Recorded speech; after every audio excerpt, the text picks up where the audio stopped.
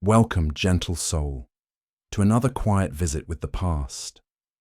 In tonight's episode, we'll step into another world, familiar in its humanity, yet distant in time. Maybe you're listening as your thoughts begin to slow, or perhaps you're already resting with heavy eyes. However you found your way here, I'm thankful. I'd love to know where you're listening from and what time of day it is for you. The idea of this quiet story floating across the world always makes me smile.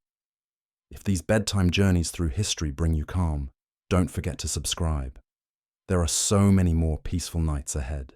Welcome to Famine Street, where hunger wasn't just a feeling, it was a death sentence that stalked every corner of Dublin during Ireland's darkest hour.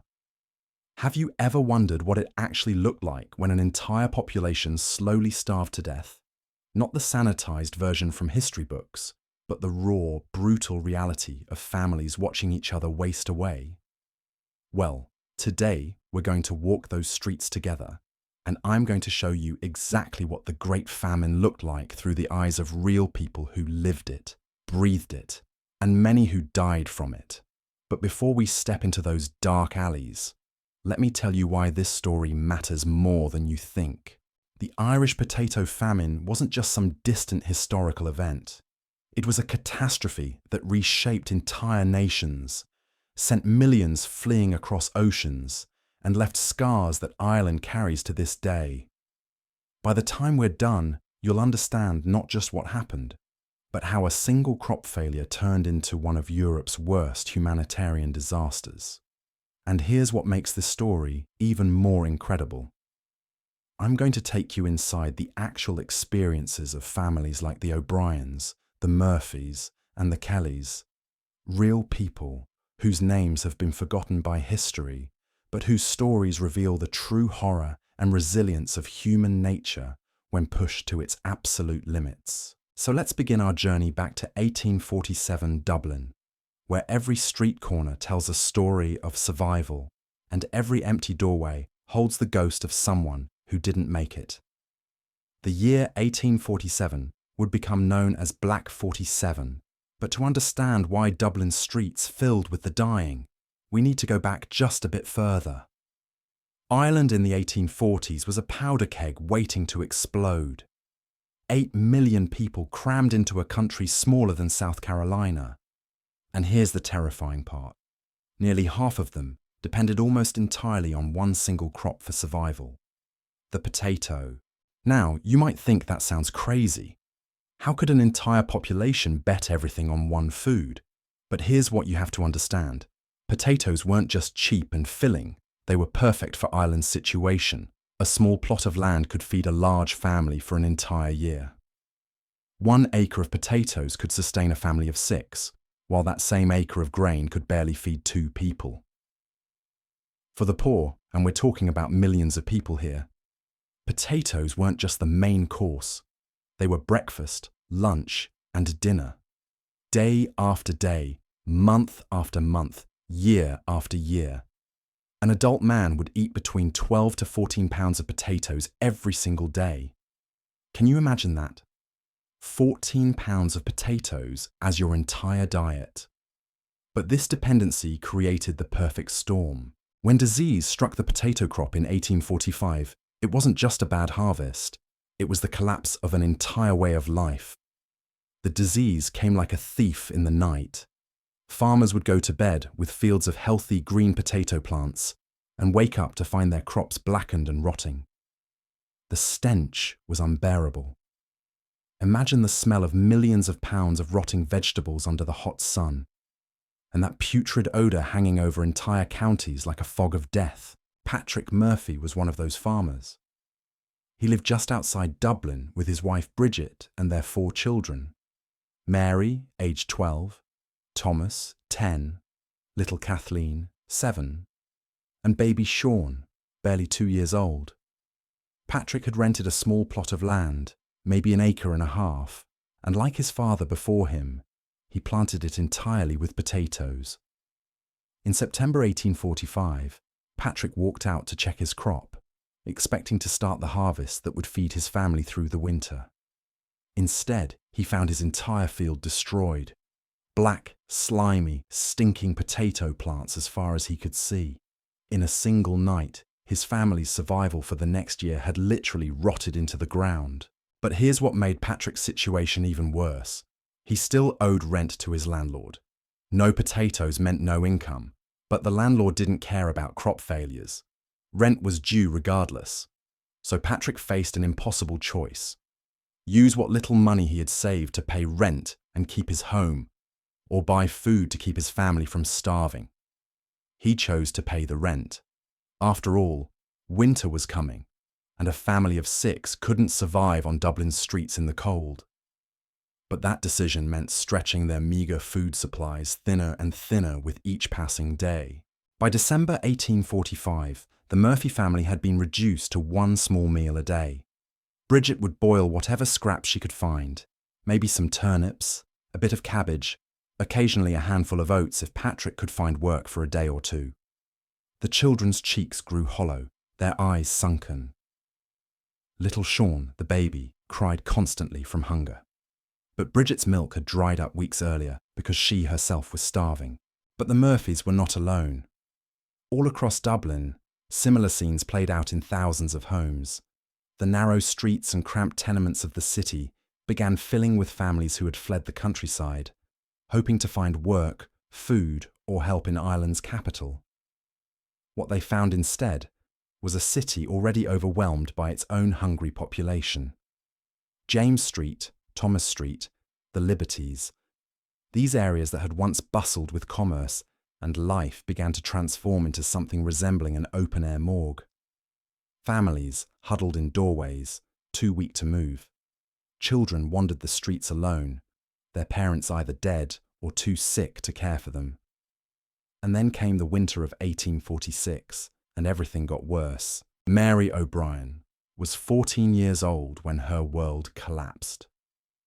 She lived with her grandmother in a single room on Francis Street, in the heart of Dublin's Liberties district. Her parents had died of fever the previous summer, leaving Mary to care for her 70-year-old grandmother who was slowly going blind.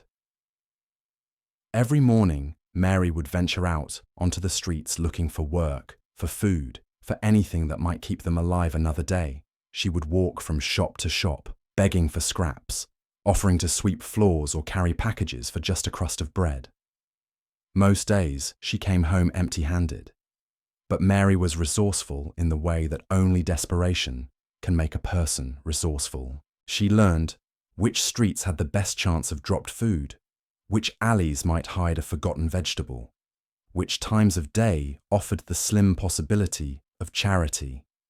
She became an expert in survival, reading the city like a map of potential salvation.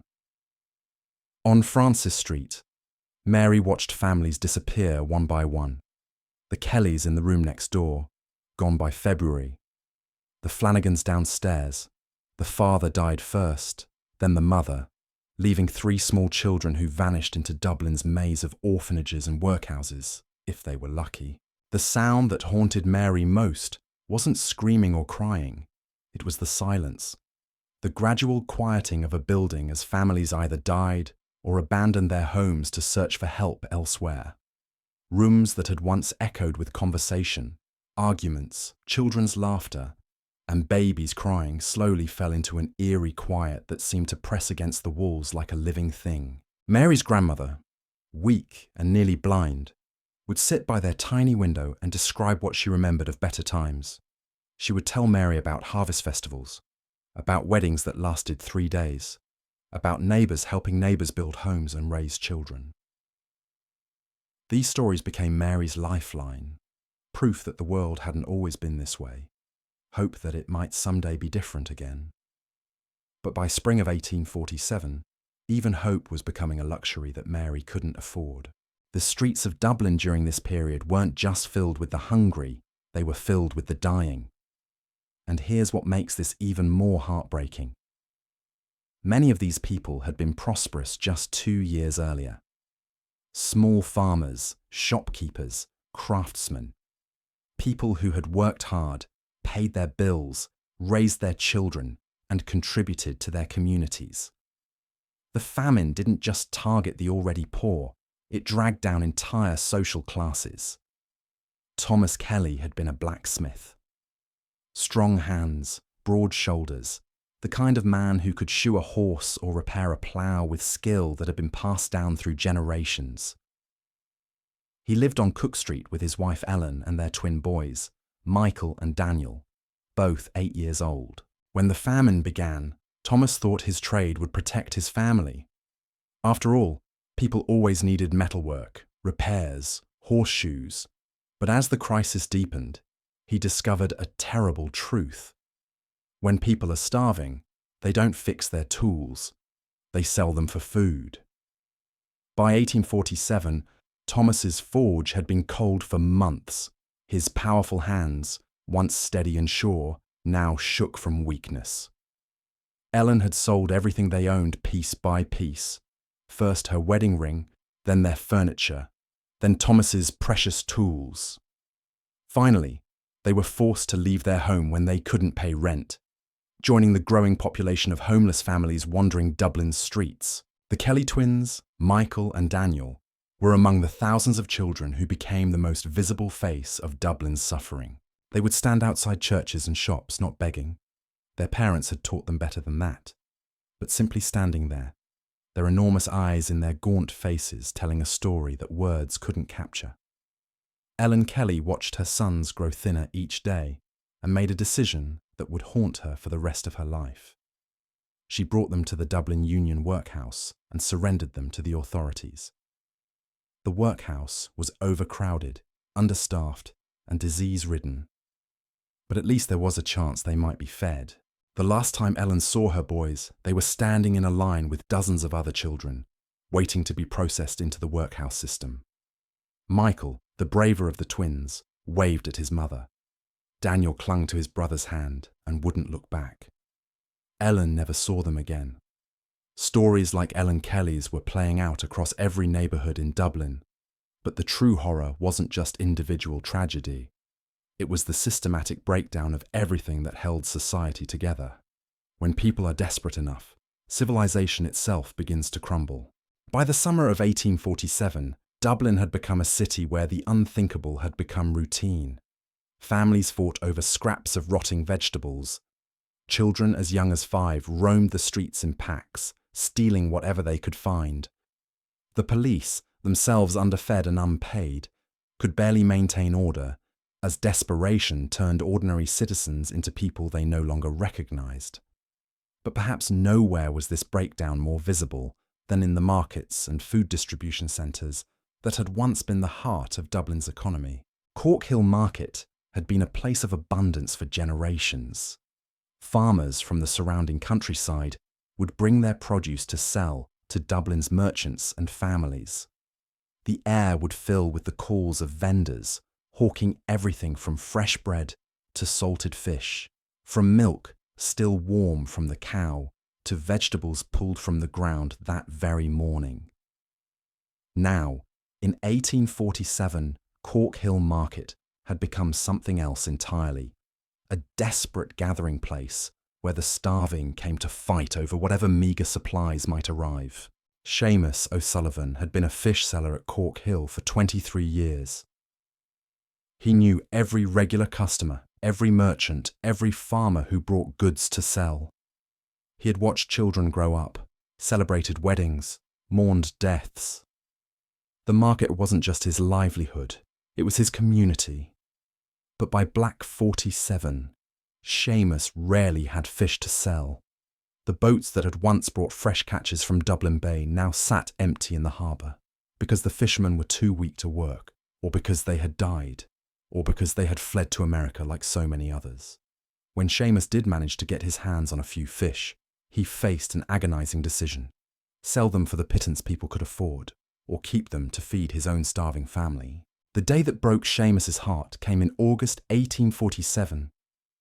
A shipment of grain had arrived at the market. Not much, maybe enough to feed 50 families for a week. Word spread through Dublin's streets like wildfire, and by dawn, hundreds of people had gathered around Seamus's stall and the few others that might have food.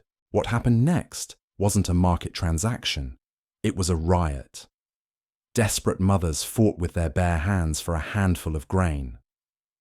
Men who had once been neighbours turned on each other with a savagery that shocked even Seamus, who had seen months of gradual social collapse. A woman named Catherine Barn, who had 5 children at home, was trampled by the crowd and died right there on the cobblestones, just 10 feet from the food that might have saved her family. Seamus watched the woman die and made a decision that would haunt him forever. He closed his stall, gathered what little food he had left, and walked away from Cork Hill Market. He never returned, but the markets weren't the only places where Dublin's social fabric was tearing apart. The city's religious institutions, which had always been a source of comfort and community support, were overwhelmed beyond their capacity to help. Father Michael O'Connell had served St. Audouin's Church for 12 years. He had baptised babies, married young couples, buried the elderly, and provided comfort to his parish through good times and bad. He thought he understood suffering until the famine showed him depths of human misery he had never imagined possible. Every morning, Father O'Connell would open the church doors to find dozens of families huddled on the steps. They weren't there for morning mass. They were there because the church steps were one of the few places in Dublin where they might find shelter and safety during the night. Many were too weak to stand when the sun rose. The church had a small fund for helping the poor, money that had been carefully saved over years to help families through temporary hardships. Father O'Connell distributed every penny of it in the first month of the famine. After that, he began giving away his own possessions, his extra clothes, his books, even the silver communion chalice that had belonged to the church for over a century. But what tormented Father O'Connell most weren't the requests for help, it was the confessions. People came to him not seeking absolution for sins of commission, but for sins of survival. A mother confessed to letting her weakest child die so she could save the stronger ones. A father confessed to stealing from his neighbour's already empty larder. Children confessed to leaving their sick parents behind when they became too much of a burden to carry. These weren't evil people. These were ordinary human beings, pushed beyond the limits of what any person should have to endure, making choices that would have been unthinkable just 2 years earlier. Father O'Connell found himself offering forgiveness for acts of desperation that he wasn't sure God himself could understand, was 11 years old, and the baby, little Patrick, was barely 6. Flynn brought her baby brother to the church. Margaret. The breaking point came when young Margaret, months old. Their parents had died the week before, and Margaret had been carrying her brother from street to street, looking for someone who could help them survive. Father O'Connell looked at the baby and knew immediately that Patrick was dying. Malnutrition had already begun shutting down his tiny body. His eyes were dull. His skin had taken on the greyish colour that marked the final stages of starvation. Margaret, herself skeletal and weak, begged the priest to save her brother. Father O'Connell held that dying baby and realised that all his years of theological training, all his faith, all his prayers, meant nothing in the face of systematic starvation. He had no food to give them. He had no medicine. He had no miracle. All he could do was hold a dying child and watch his sister's heart break. Baby Patrick died in Father O'Connell's arms 3 days later. Margaret Flynn disappeared into Dublin's streets and was never seen again. These individual tragedies were multiplied thousands of times across Dublin, but they were happening against the backdrop of something even more devastating: the complete failure of the systems that were supposed to protect people in times of crisis. The Dublin Union Workhouse had been designed to house maybe 800 people in times of extreme need. By the summer of 1847, over 3,000 people were crammed into its halls and yards. The smell of unwashed bodies, disease, and death hung over the building like a cloud that could be detected from blocks away. Inside the workhouse, families were separated. Men in one section, women in another, children in a third. This wasn't cruelty for its own sake. It was a desperate attempt to control overcrowding and disease. But for families already traumatized by starvation and loss, this separation often became the final blow that destroyed whatever hope they had left. Anna Murphy, no relation to Patrick Murphy we met earlier, had been a seamstress before the famine. She lived in a tiny room above a tailor's shop on Capel Street with her daughter Rose, who was 9 years old and had been born with a twisted leg that made walking difficult. When Anna could no longer pay rent and could no longer find work, she brought Rose to the workhouse, believing it was their only chance for survival. The workhouse officials separated them immediately. Anna was sent to the women's section to work in the laundry, 14 hours a day in hot, humid conditions that left her exhausted and sick. Rose was placed in the children's section, where she was expected to pick apart old rope to make oakum, work that was nearly impossible for her because of her disability. Anna was allowed to see her daughter for 1 hour each Sunday after chapel services. During those precious 60 minutes, she would hold Rose and try to convince both of them that things would get better, that this was temporary, that they would survive this together and someday leave the workhouse behind. But Rose was getting sicker each week. The meagre workhouse diet and the grueling work were too much for her small, disabled body. Her cough grew worse, her fever higher.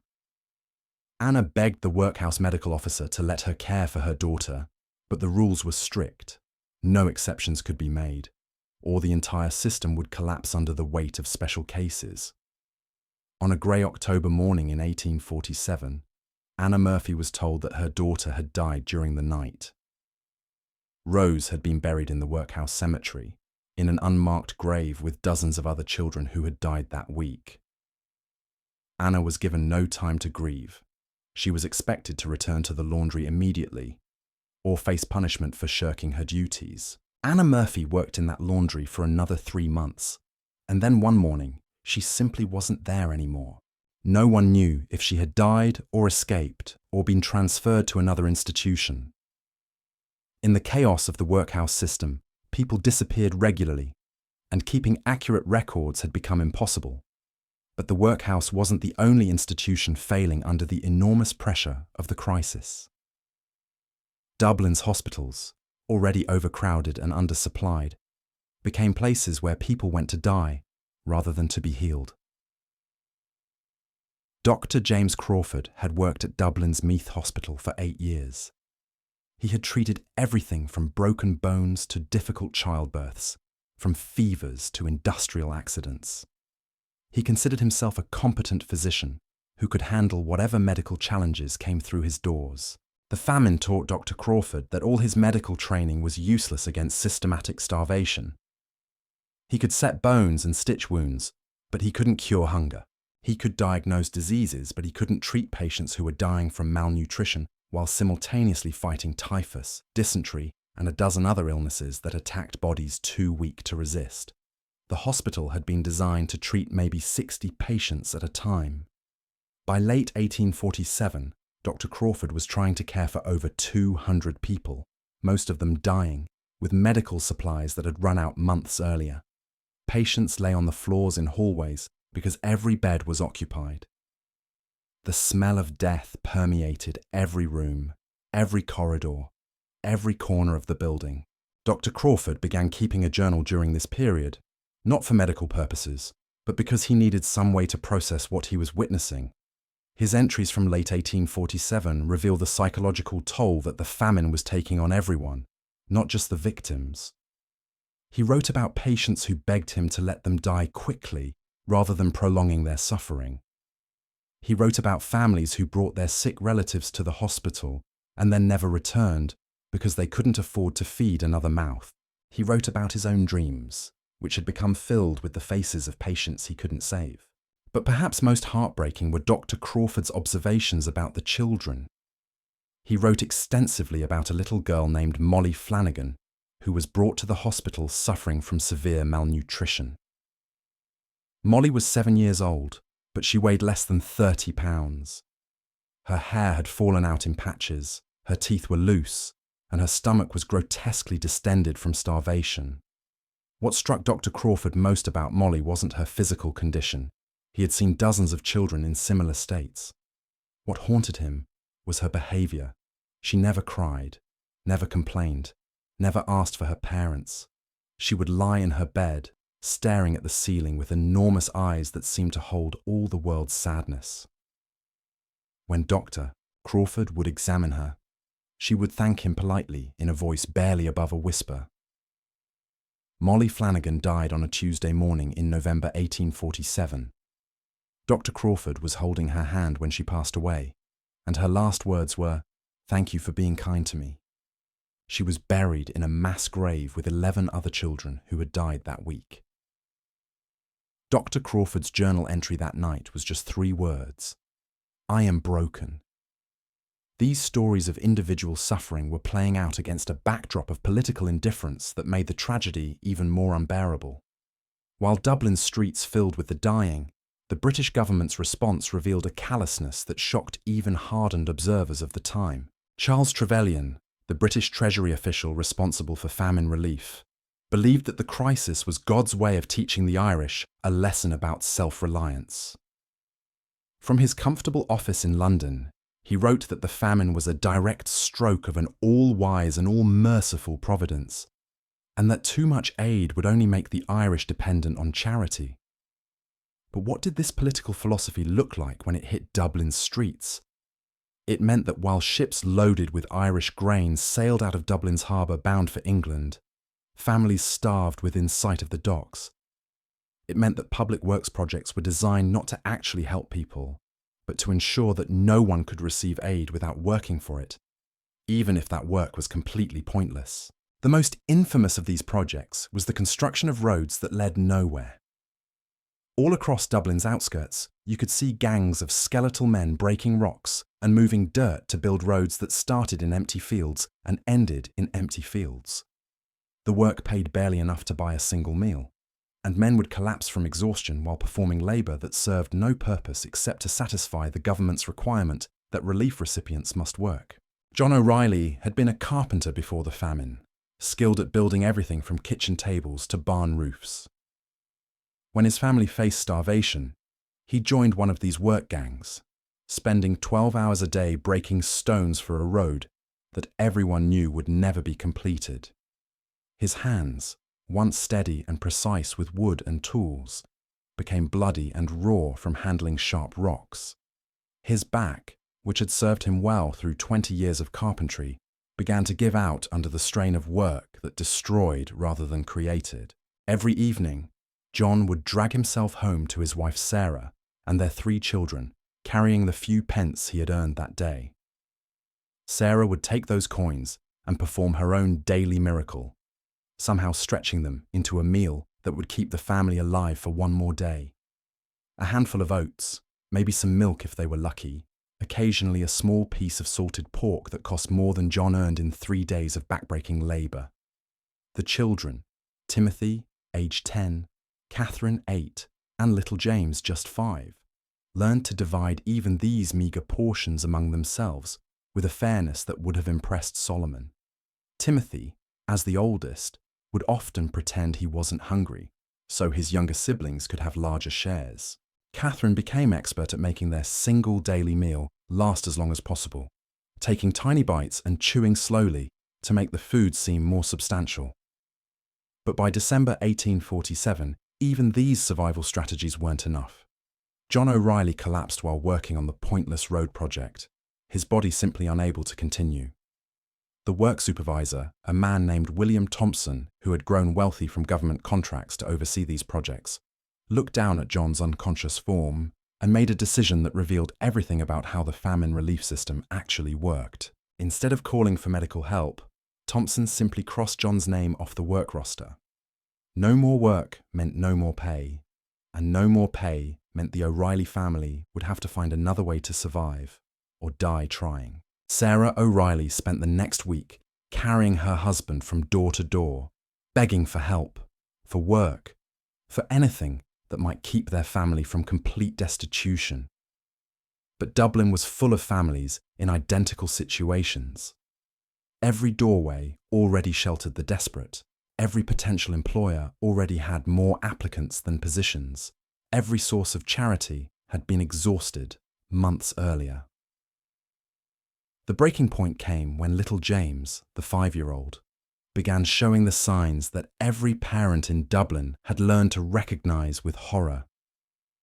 His hair started falling out in clumps. His belly became grotesquely swollen while the rest of his body wasted away. His eyes took on that glassy, distant look that meant his body was beginning to shut down. Sarah made the same impossible decision that thousands of other mothers were making across Dublin. She took James to the Foundling Hospital on James Street and surrendered him to the nuns, hoping that institutional care might save him when family love could not. The Foundling Hospital had been designed as a place where unwanted babies could be left safely, ensuring they would be cared for rather than abandoned.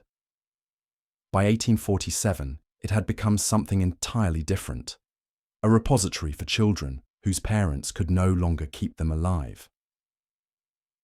Sister Mary Catherine had worked at the Foundling Hospital for 15 years. She had cared for hundreds of children, watching them grow from helpless infants into young people ready to make their way in the world. She took pride in her work, believing that she was providing love and care to society's most vulnerable members. The famine turned Sister Mary Catherine's calling into a nightmare.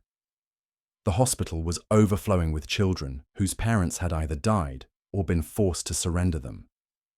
Many of these children arrived already dying, and the hospital lacked the resources to save them. Sister Mary Catherine found herself presiding over what amounted to a children's hospice, watching dozens of young lives flicker out despite her best efforts. Little James O'Reilly arrived at the hospital on a cold December morning, carried in his mother's arms.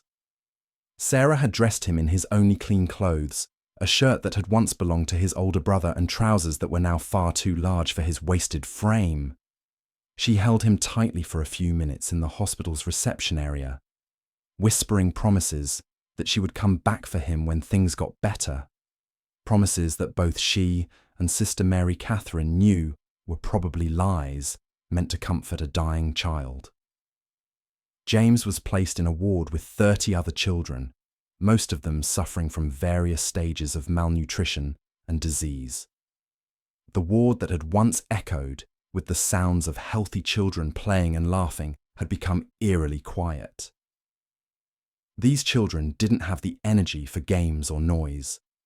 They lay in their beds, staring at nothing, occasionally whimpering softly when the hunger pains became too intense. Sister Mary Catherine did everything she could for James.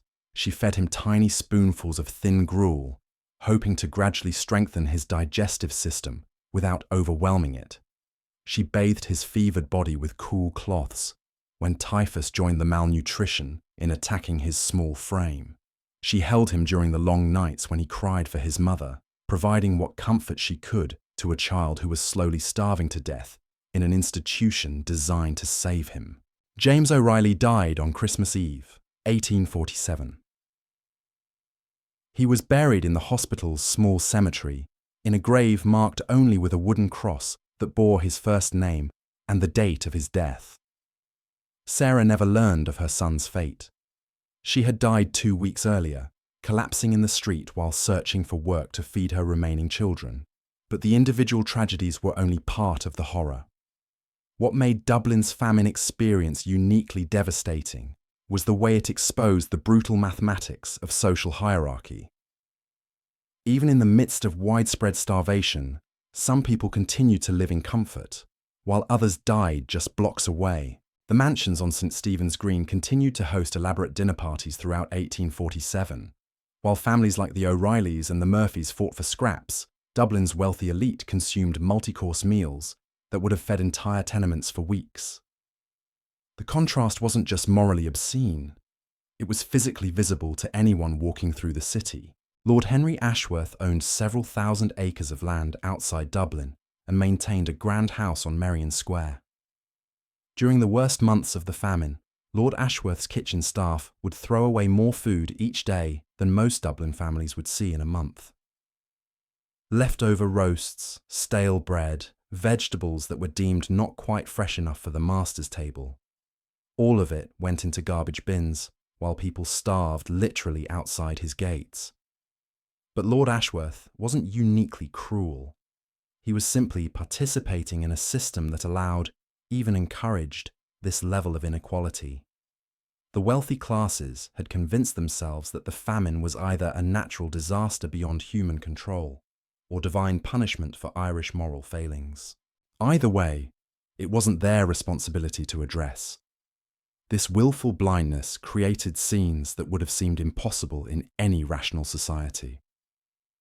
Lady Margaret Pemberton, wife of a prominent Dublin merchant, would ride through the city in her ornate carriage, dressed in silk and jewels, passing within feet of families dying in doorways. Her diary entries from this period reveal not horror or compassion, but mild annoyance at the unsightly nature of poverty. She wrote about having to change her usual route to the shops because the streets have become rather unpleasant, with so many unfortunate people gathered about. She complained that her dinner parties had become less enjoyable because one cannot help but notice the rather distressing sounds from the streets below. She never once wrote about the possibility that she might use her wealth to help the dying people, whose suffering she found so aesthetically displeasing. But perhaps the most revealing glimpse into Dublin's social dynamics during the famine came from the servants who worked in these wealthy households. They lived in a unique position, close enough to wealth to see how the other half lived, but poor enough to understand the desperation of the starving masses. Mary Connolly had worked as a kitchen maid in Lord Ashworth's house for 7 years. She earned barely enough to support herself, but compared to the people dying on Dublin's streets, she lived like royalty. She had a roof over her head, regular meals, and a small salary that allowed her to occasionally send money to her family in County Cork. Every morning, Mary would prepare elaborate meals for Lord Ashworth and his guests, while her own brother's family was slowly starving in their rural cottage. She would arrange platters of roasted beef, fresh bread, imported wines, and delicate pastries, while knowing that her nephew had died the previous month from hunger. She would serve multiple courses to dinner guests who complained about the quality of the wine, while her sister wrote desperate letters begging for any help Mary could provide. The psychological toll of this contradiction nearly drove Mary to madness. She began having nightmares about drowning in food while her family starved. She would wake up screaming, imagining that the elaborate meals she prepared were made from the bodies of the people dying outside. Several times, she was caught crying while serving dinner, tears falling into the soup bowls of people who had never missed a meal in their lives. The breaking point came when Mary received word that her sister had died, leaving 3 young children orphaned. Mary begged Lord Ashworth for time off to travel to Cork and bring the children to Dublin, where she might find a way to care for them. Lord Ashworth refused, telling her that her personal problems were not his concern and that she could be easily replaced if she abandoned her duties. That night, Mary Connolly made a decision that would have been unthinkable under normal circumstances. She began stealing food from Lord Ashworth's kitchen, not for herself, but to distribute to the starving families she encountered on her way to and from work. Small amounts at first. A few rolls, some leftover meat, vegetables that would otherwise be thrown away. But as her desperation grew, so did her thefts. Mary developed an elaborate system for getting food to the starving. She would wrap small portions in cloth and hide them in her clothing, then distribute them during her rare moments of free time. She became known in certain neighborhoods as an angel of mercy, appearing with life-saving food when families had given up all hope. But her system couldn't last. One evening in February 1848, Lord Ashworth's cook discovered Mary wrapping bread in her apron. The cook, a woman named Mrs. Patterson who had worked for wealthy families for 30 years, faced her own moral crisis. She could report Mary and likely send her to prison, or she could pretend she hadn't seen anything and become complicit in the theft. Mrs. Patterson made her choice. She turned her back and walked away, pretending she had never entered the kitchen. For the next 3 months, she continued to pretend she didn't notice food disappearing from the pantries. She never spoke to Mary about it, never acknowledged what was happening, but she made sure that a certain amount of waste was always available for Mary to redistribute. This small act of rebellion, 2 servants in a wealthy household choosing humanity over duty, saved dozens of lives during those terrible months. The food Mary stole and distributed kept entire families alive long enough for them to find other sources of help, or at least to die with dignity rather than starving in the streets. But even these individual acts of courage and compassion couldn't address the systematic nature of the crisis. Dublin's famine wasn't just about crop failure. It was about a social and economic system that valued property rights over human life, that prioritized profit over survival, that allowed an entire population to starve while food was literally available.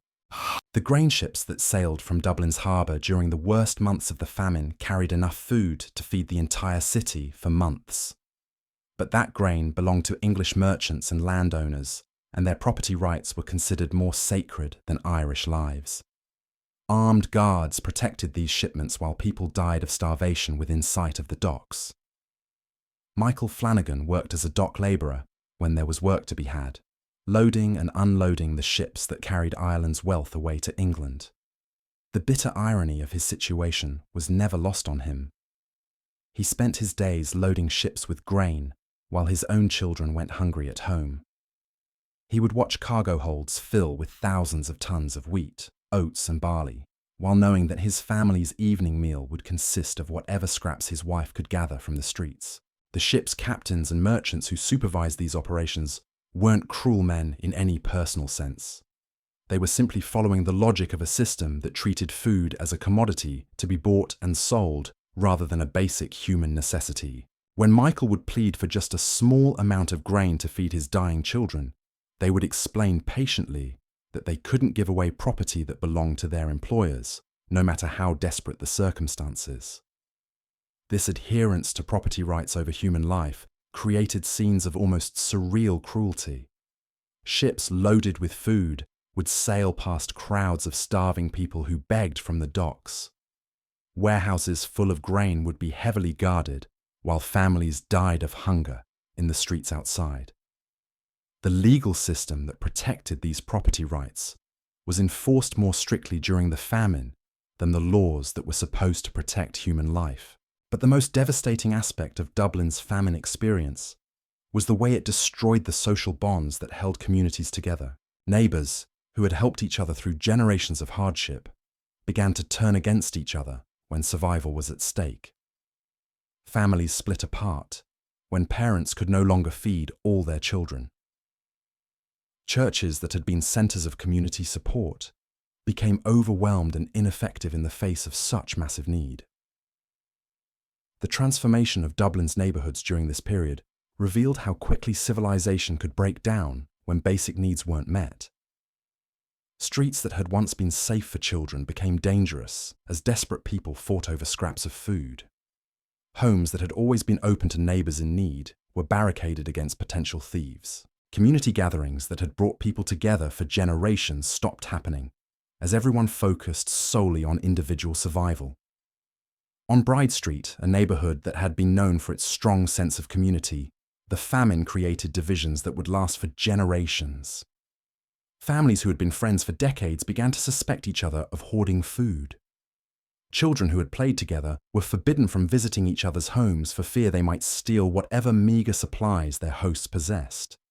The local pub, which had been a gathering place for the entire neighbourhood, closed not because of lack of customers, but because too many fights had broken out over rumours of hidden food or accusations of selfishness. The psychological damage of this social breakdown was as devastating as the physical effects of starvation. People who had defined themselves as generous, community-minded individuals found themselves making choices they never thought possible. Parents chose which children to feed when they couldn't feed them all. Neighbours ignored the cries for help from people they had known their entire lives. community leaders abandoned their responsibilities to save their own families first. This moral injury, the deep psychological wound that came from betraying one's own values in order to survive, would haunt the survivors of Dublin's famine for the rest of their lives. Even those who eventually escaped to America or found ways to rebuild their lives in Ireland carried the scars of the choices they had been forced to make during those terrible months. The children who survived were perhaps the most deeply affected. They had learned lessons about human nature and social reality that no child should ever have to learn. They had seen their parents reduced to desperation, their communities dissolved into chaos, their most basic assumptions about safety and security proven false. These children would grow up to be adults who trusted nothing and no one completely, who hoarded resources even in times of plenty, who could never again take social stability for granted. But even as Dublin's social fabric was tearing apart, new forms of human connection were emerging from the ruins. People who had lost everything found each other and created makeshift families based on shared survival rather than blood relations. Strangers took in orphaned children not because they could afford to feed them, but because abandoning them felt like a surrender to the forces that were destroying their world. These new communities of survival operated by different rules than the society they replaced. Sharing became more important than ownership. Loyalty was earned through actions during crisis, rather than inherited through family connections. Leadership came to those who could find solutions to immediate problems, rather than those who held traditional positions of authority. In the ruins of Dublin's traditional social order, something new was being born. A different understanding of what it meant to be human, what obligations people had to each other, and what values were worth preserving when everything else fell apart. These emerging communities of survival were perhaps most visible in Dublin's abandoned buildings, where people had begun to gather not as neighbours or family members, but as fellow survivors of an unimaginable catastrophe.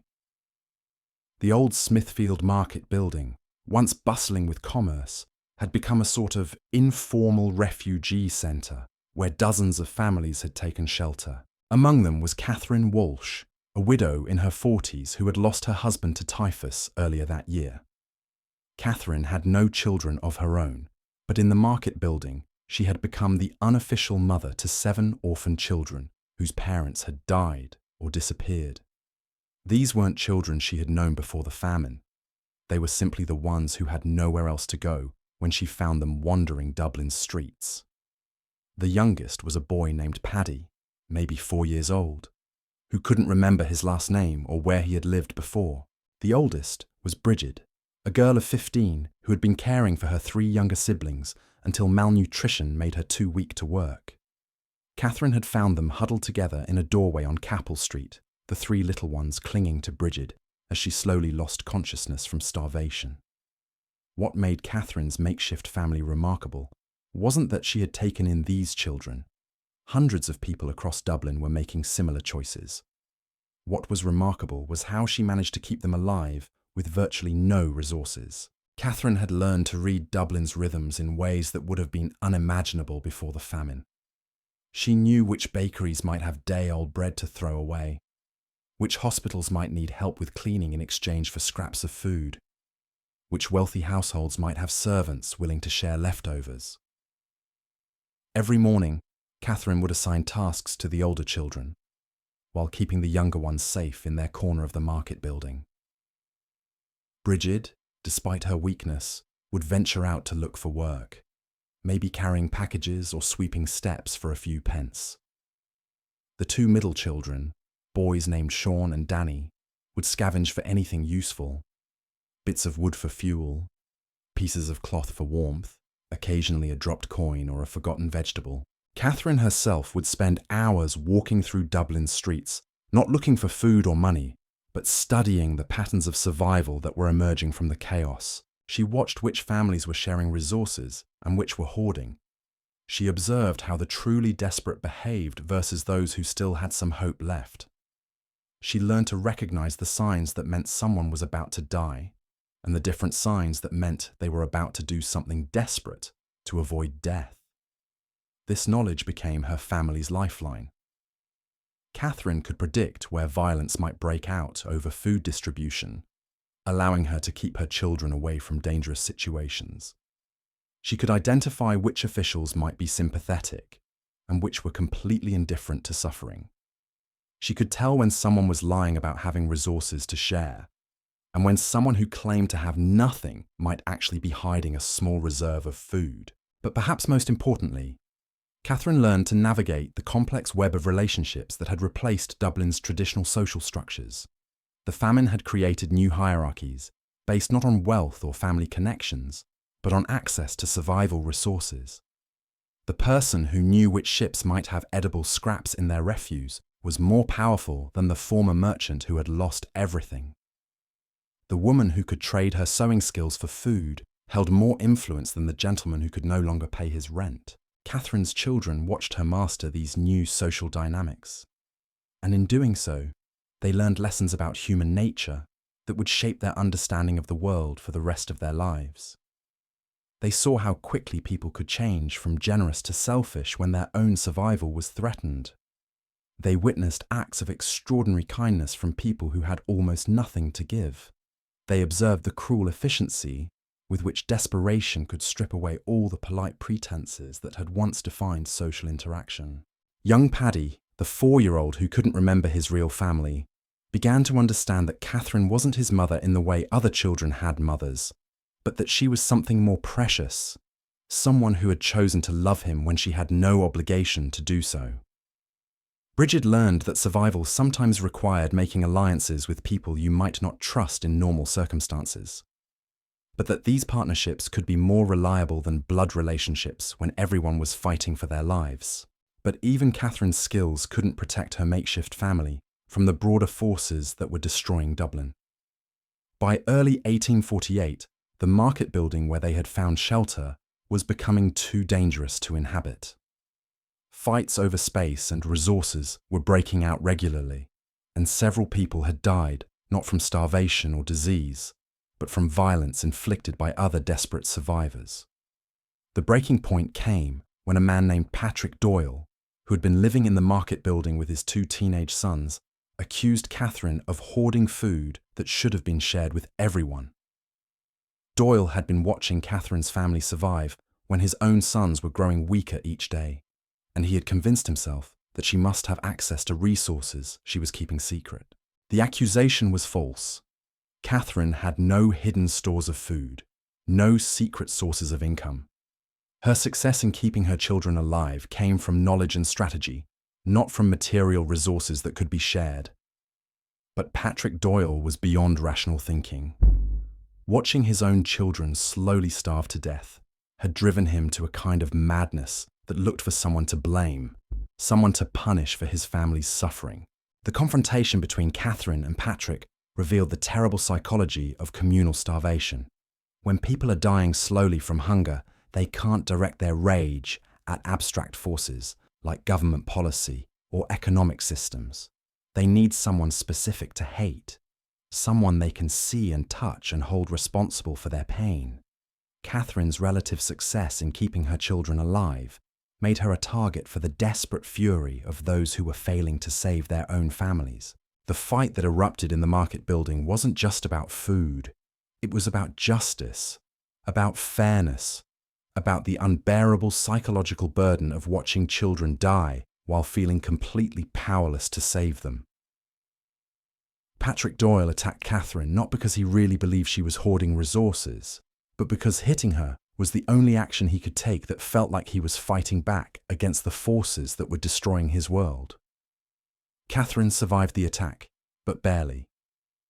Patrick's sons had to pull him away from her before he killed her, and the incident shattered whatever sense of community had existed among the market building's inhabitants.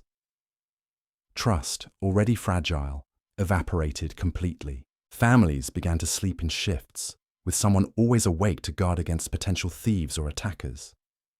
The sharing of information and resources that had helped everyone survive came to an end, as people retreated into isolated family units focused solely on their own preservation. Catherine made the painful decision to leave the market building and try to find shelter elsewhere.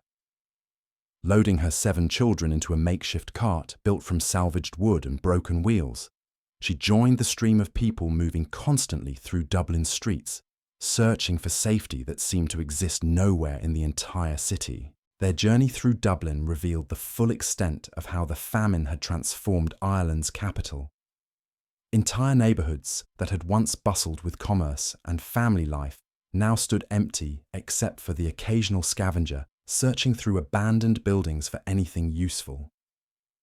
The Liberties district, which had been home to thousands of working families, looked like a city that had been struck by plague, which, in many ways, it had been.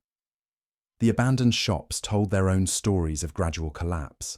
McGrath's bakery on Thomas Street still had its sign hanging above the door, but the windows were boarded up, and someone had written, "Gone to America" in charcoal on the wooden boards. Inside, through gaps in the boarding, Catherine could see the remains of what had once been a thriving business. Empty flour barrels, a cold oven, scattered papers that had probably been unpaid bills. Next door, O'Sullivan's grocery had met a different fate. The front windows had been smashed, probably by hungry people looking for any food that might have had been stripped been left behind. The interior of everything potentially useful. Shelves, fixtures, even the wooden floorboards had been pried up and taken away, probably for fuel. Only the stone walls remained, like the skeleton of some enormous creature that had died and been picked clean by scavengers. But what struck Catherine most powerfully wasn't the empty buildings, it was the silence. Dublin had always been a noisy city, full of vendors calling their wares, children playing in the streets, horses and carts clattering over cobblestones, conversations spilling out of pubs and shops. Now, entire blocks would pass in eerie quiet, broken only by the distant sound of someone coughing or the scrape of cartwheels as another family moved through the streets searching for shelter. The children walking beside Catherine's cart were learning to read this new version of Dublin like a map of survival possibilities. They could identify which buildings might still have inhabitants who could be approached for help and which were completely abandoned. They learned to recognize the difference between the silence of empty buildings and the silence of buildings where people were hiding, afraid to reveal their presence. They developed an instinct for sensing when a street or neighborhood was becoming dangerous, when the desperation of its inhabitants was reaching the point where violence became likely. Little Paddy, walking beside the cart on his short 4-year-old legs, began to understand that the city itself had become a kind of living creature that was slowly dying. The buildings were like ribs showing through the skin of a starving animal. The empty streets were like the shallow breathing of someone whose lungs were failing. The occasional sounds of life, a baby crying, voices arguing, someone praying, were like the irregular heartbeat of a body that was shutting down. This perception wasn't unique to Paddy. All across Dublin, children were developing ways of understanding their environment that would have been impossible in normal times.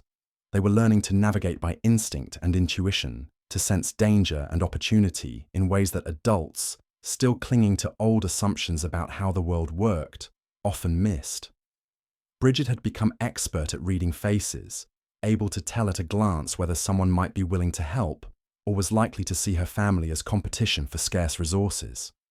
Sean and Danny had developed an almost supernatural ability to spot anything potentially useful that others had overlooked.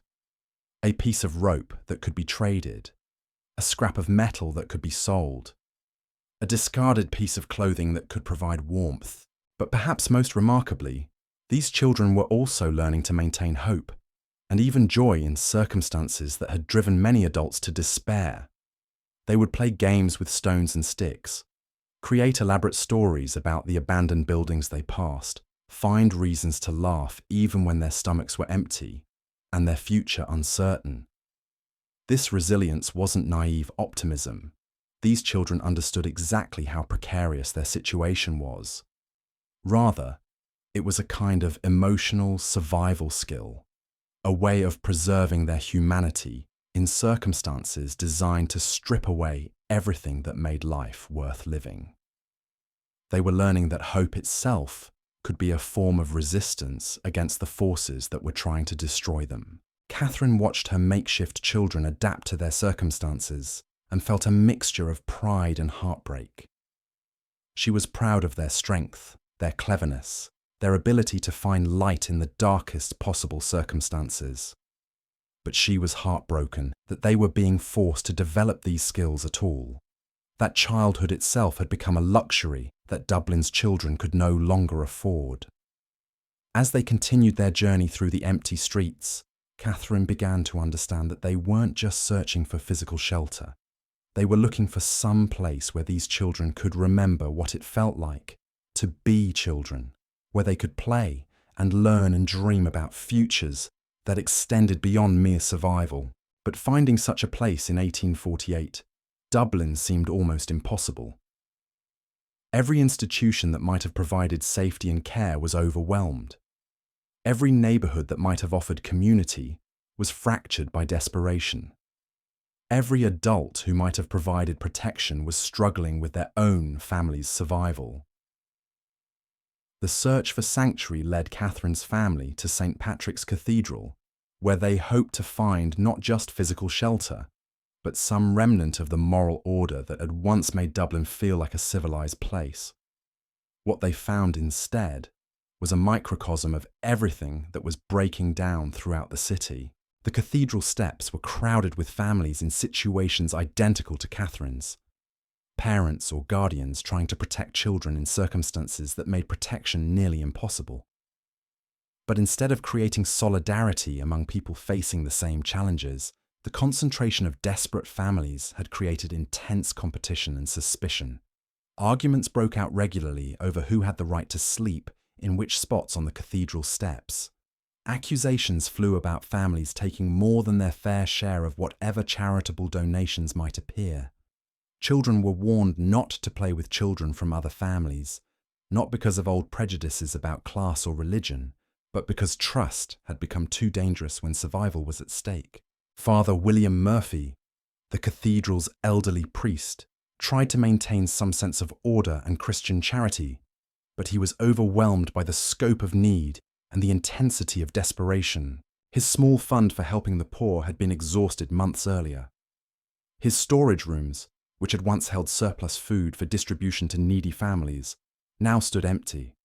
Even his personal possessions had been given away or sold to buy food for the starving families who gathered at his church every day.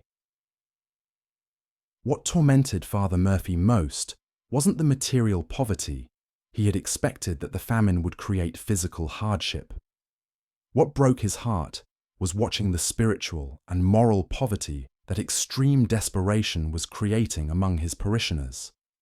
People who had been generous and kind in better times were now suspicious and selfish. Families who had once helped their neighbours were now competing with them for scraps. Children who had been taught to share and be considerate were learning to grab what they could get before someone else took it.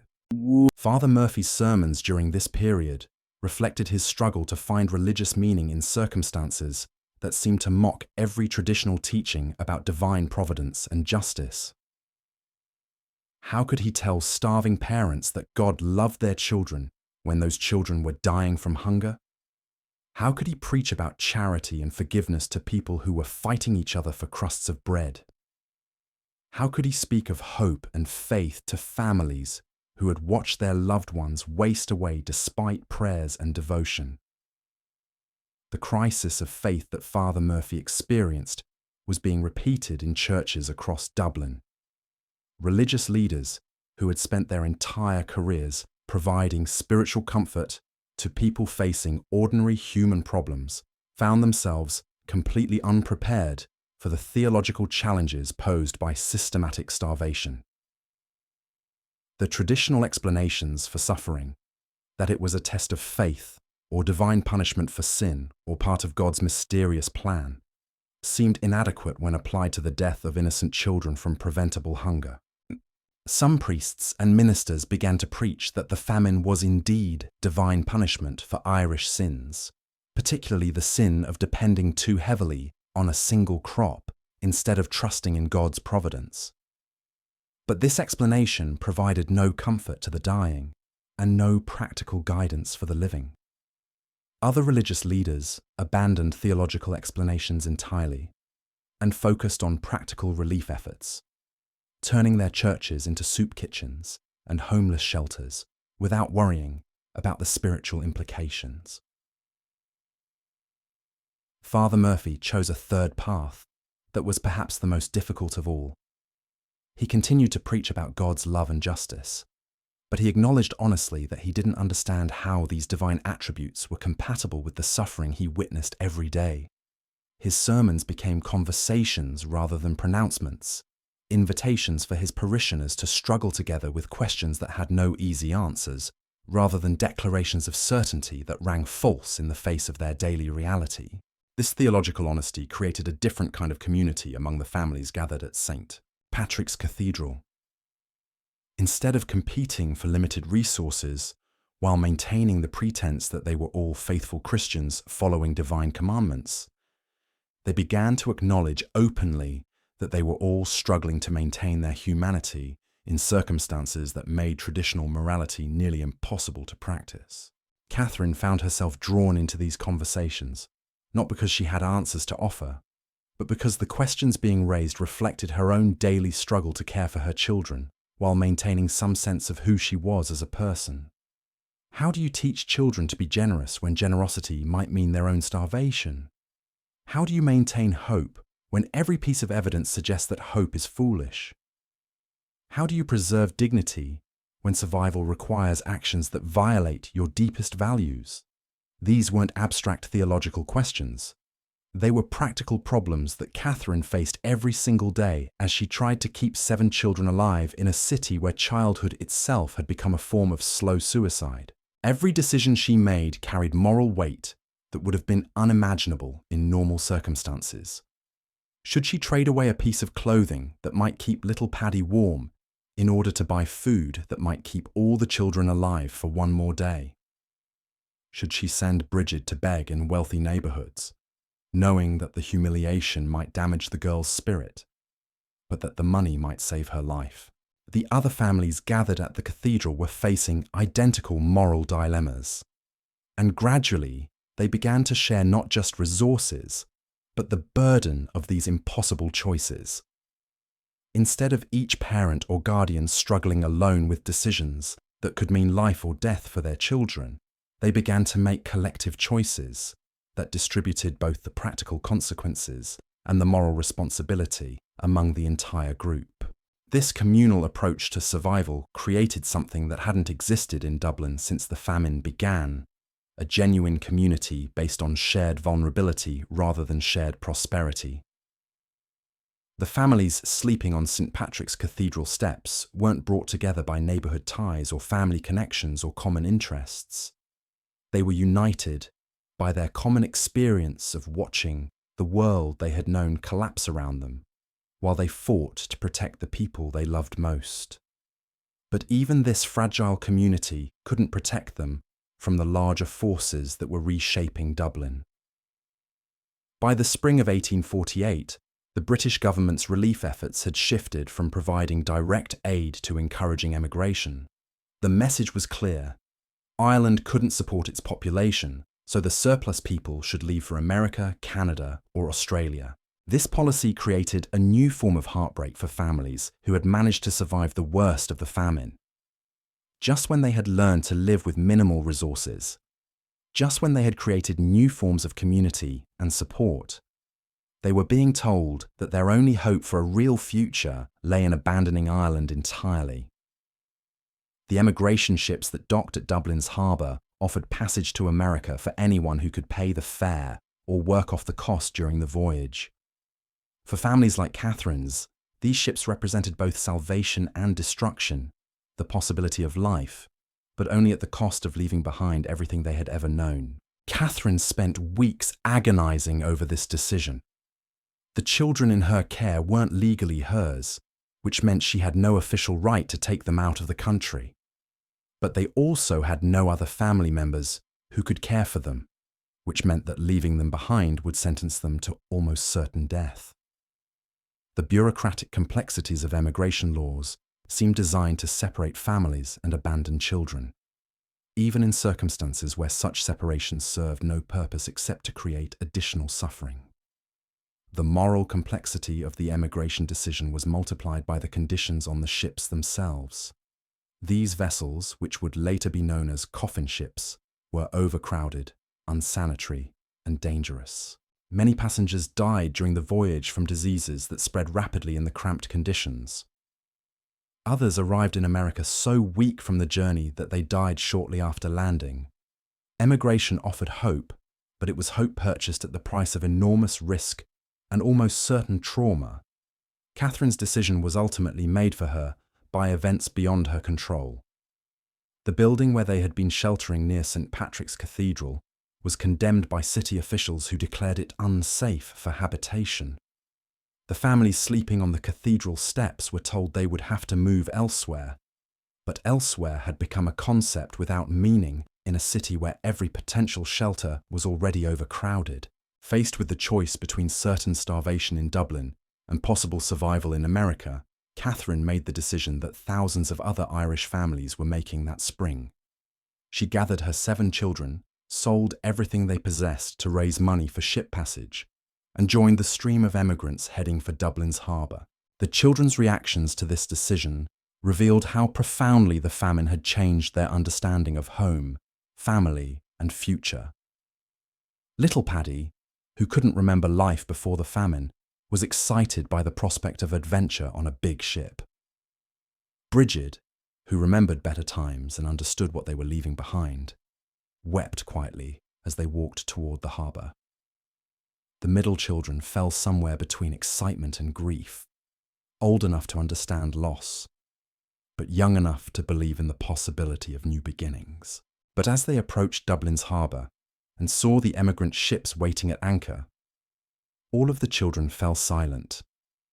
The reality of what they were about to do, leave Ireland forever, cross an ocean to a country they knew nothing about, trust their lives to a ship that looked barely seaworthy, suddenly became overwhelming, even for children who had already survived experiences that would traumatize most adults. The harbour itself had become another microcosm of Famine Island, crowded with families saying final goodbyes to relatives who were staying behind, arguing with ship officials about passage costs and baggage restrictions, and trying to comfort children who were crying for homes they would never see again. The sounds were a mixture of Irish, English, and languages Catherine couldn't identify. Emigrants from other parts of Europe who were also fleeing poverty and seeking new lives across the Atlantic. Catherine's makeshift family joined this crowd of displaced people, and for the first time since the famine began, the children saw that their suffering wasn't unique to Dublin or even to Ireland. The ship they would board was carrying Polish families fleeing political persecution, German farmers whose crops had failed, Scottish Highlanders who had been forced off their land by wealthy landowners. The famine that had destroyed their world was part of a larger pattern of displacement and desperation that was reshaping populations across Europe. This realization was both comforting and terrifying. Comforting because it meant they weren't alone in their suffering, that their experiences were part of something larger than individual tragedy. Terrifying because it suggested that the problems they were fleeing weren't temporary disasters that would eventually be resolved, but fundamental changes in the way the world worked that would affect millions of people for generations to come. As they waited to board the ship that would carry them away from Ireland forever, Catherine's children looked back at Dublin one last time. The city that had been their home, their prison, their school in survival, and their introduction to the darkest aspects of human nature was disappearing behind them. They were leaving behind not just a place, but an entire version of themselves, the people they had been before. Hunger taught them that civilization was more fragile than they had ever imagined, but they were also carrying something with them that couldn't be taken away by poverty or starvation or even exile. They had learned that love could survive circumstances that destroyed everything else, that communities could be created from nothing more than shared vulnerability, that hope could persist even when hope seemed foolish. They had discovered reserves of strength and resilience that they never knew they possessed, and they had seen ordinary people perform extraordinary acts of courage and kindness under the most difficult circumstances imaginable. The ship's whistle blew, signalling that it was time to board. Catherine gathered her 7 children around her one last time on Irish soil, and made them a promise that she wasn't sure she could keep, but knew she had to make anyway. She promised that no matter what happened during the voyage, no matter what they found in America, no matter how difficult their new life became, they would remain a family. Not because of blood or law or tradition, but because they had chosen each other when choice was the only thing they had left. As they walked up the gangplank of the emigrant ship, Catherine's children were leaving behind the Dublin that had almost killed them, but had also taught them everything they would ever need to know about survival, love, and the complex relationships between individual suffering and collective responsibility. They were carrying the lessons of Famine Street with them into an uncertain future, armed with knowledge that no school could have taught them, and wisdom that no textbook could have provided. The Dublin they left behind would eventually recover from the famine, but it would never again be the same city it had been before 1845. The empty buildings would be filled with new inhabitants. The silent streets would again echo with commerce and conversation. The abandoned neighbourhoods would be rebuilt and repopulated. But the people who lived through Dublin's famine years would never forget what they had learned about the fragility of civilization and the strength of human bonds forged in circumstances that tested every assumption about what people owed each other and what survival really meant. The ship Catherine and her children boarded was called the Sarah Ann, and it would become their home for the next 6 weeks as they crossed the Atlantic Ocean. But even as they sailed away from Dublin's harbour, the stories of those who remained behind continued to unfold in ways that revealed just how deeply the famine had changed, not just individual lives, but the very soul of Ireland itself. Back in the city they had left behind, Dr. James Crawford was still working at the Meath Hospital, though by now he barely recognised the institution where he had once practised medicine. The hospital had become something between a morgue and a refugee camp, filled with people who were beyond medical help, but had nowhere else to die. Dr. Crawford's journal entries from the summer of 1848 capture the complete breakdown of everything he had once understood about healing and hope. He wrote about patients who begged him not to waste medicine on them because they knew younger people had better chances of survival. He described children who had become so accustomed to hunger that they no longer cried when their stomachs ached, simply lying in their beds with the patience of old people who had accepted their fate. But perhaps most disturbing to Dr. Crawford were the patients who survived against all medical logic, their bodies somehow continuing to function long after they should have died. These skeletal figures would appear in his ward, their skin stretched tight over protruding bones, their eyes enormous in faces that had lost all trace of the people they had once been. They would live for weeks or even months in this condition, neither dying nor recovering, existing in a state between life and death that seemed to mock everything Dr. Crawford had learned about human biology. One such patient was an elderly woman named Nora Fitzgerald, who had been brought to the hospital by her grandson after she collapsed in the street. Nora weighed perhaps 70 pounds, her body so wasted that Dr. Crawford could see every bone in her ribcage through her translucent skin. By all medical knowledge, she should have died within days of her arrival. Instead, Nora lingered for 3 months, conscious and aware, but unable to do anything except lie in her bed and watch the world around her. She couldn't eat solid food, could barely swallow liquids, and had no strength to move more than her eyes and fingers. Yet somehow, her heart continued beating. Her lungs continued drawing breath.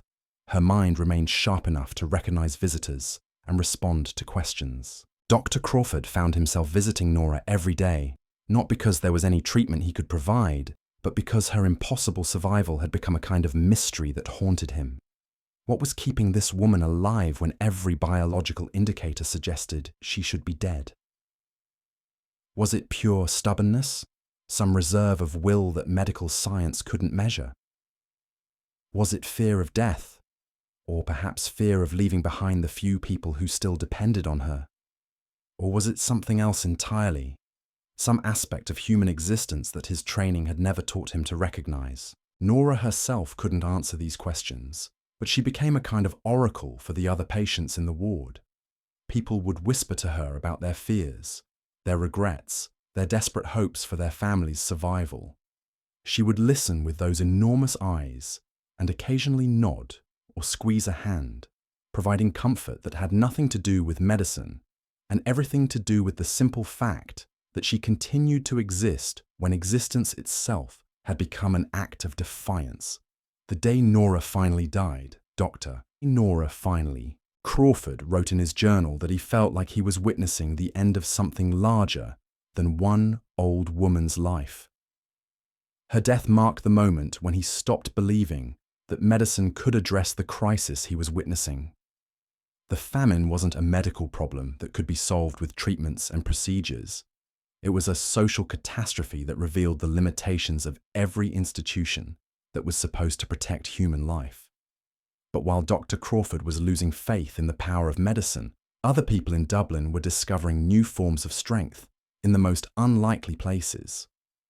The workhouse system, which had been designed to control and punish the poor, was being transformed by the people forced to live within it into something resembling a genuine community.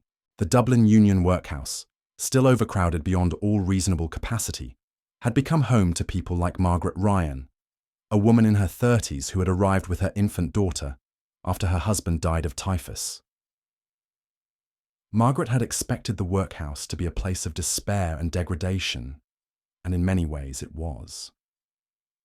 The conditions were appalling, the work was grueling, the rules were designed to break people's spirits along with their bodies. But Margaret discovered that the women's section of the workhouse had developed its own underground economy based not on money or official authority, but on skills, knowledge, and emotional support.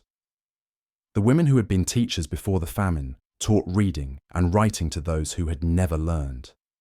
The women who had been seamstresses repaired clothes and created new garments from scraps of fabric. The women who had been mothers to large families shared their knowledge of childcare with younger women who were struggling to keep their babies alive. Most importantly, the women had created an informal system for sharing both resources and emotional burdens. When someone received a letter from a relative in America, the entire section would gather to hear the news and discuss what it might mean for their own hopes of emigration. When someone's child died, the other women would take turns sitting with the grieving mother, ensuring that she was never alone with her sorrow. When new arrivals appeared, confused and terrified by their circumstances, experienced residents would quietly explain how to navigate the workhouse rules and where to find the small comforts that made life bearable. Margaret's infant daughter, little Mary, became something like a mascot for the entire women's section. The baby represented hope in a place designed to destroy hope, proof that life could continue even in circumstances that seemed to make life impossible. The women who had lost their own children would take turns holding Mary, singing to her, playing games that made her laugh. Those who still had older children would tell stories about Mary to comfort their sons and daughters during the brief visiting hours when families were allowed to see each other. But Mary also represented the terrible mathematics of survival that haunted every decision in the workhouse. Margaret's milk production was failing because of her own malnutrition, and the workhouse authorities provided barely enough food to keep adults alive, much less nursing mothers. Margaret faced the same impossible choice that countless mothers were confronting across Ireland: watch her child slowly starve, or find some way to get more nutrition, even if it meant breaking rules that could result in punishment or expulsion. The other women in Margaret's section understood this dilemma intimately because most of them had faced similar choices with their own children. They developed an elaborate system for secretly sharing food, with women who had slightly larger portions passing small amounts to nursing mothers and mothers who had lost children giving their rations to those still trying to keep babies alive. This sharing system required incredible coordination and risk management. The workhouse authorities prohibited any redistribution of food rations, and anyone caught sharing could face solitary confinement, reduced meals, or expulsion from the institution. The women had to time their exchanges perfectly, coordinate their stories if questioned, and maintain absolute silence about their activities, even when talking to family members during visiting hours. But the system worked, and it kept babies like Mary alive when official policies would have sentenced them to death. More importantly, it created bonds of trust and mutual support that gave the women something to live for beyond mere physical survival. They weren't just enduring the workhouse, they were transforming it into a place where human dignity could survive even the most dehumanizing circumstances. Margaret's experience in the workhouse taught her lessons about community and resistance that she would carry with her for the rest of her life. She learned that authority based on power rather than consent could be quietly subverted by people who were willing to take risks for each other. She discovered that institutions designed to break human spirits often failed because they underestimated people's capacity to create meaning and connection even in the most hostile environments. Most importantly, Margaret learned that survival wasn't just about staying alive. It was about preserving the parts of yourself that made life worth living. The women in the workhouse who shared their food weren't just feeding each other's bodies. They were nourishing each other's souls, maintaining their capacity for love and generosity, even when love and generosity seemed like luxuries they couldn't afford.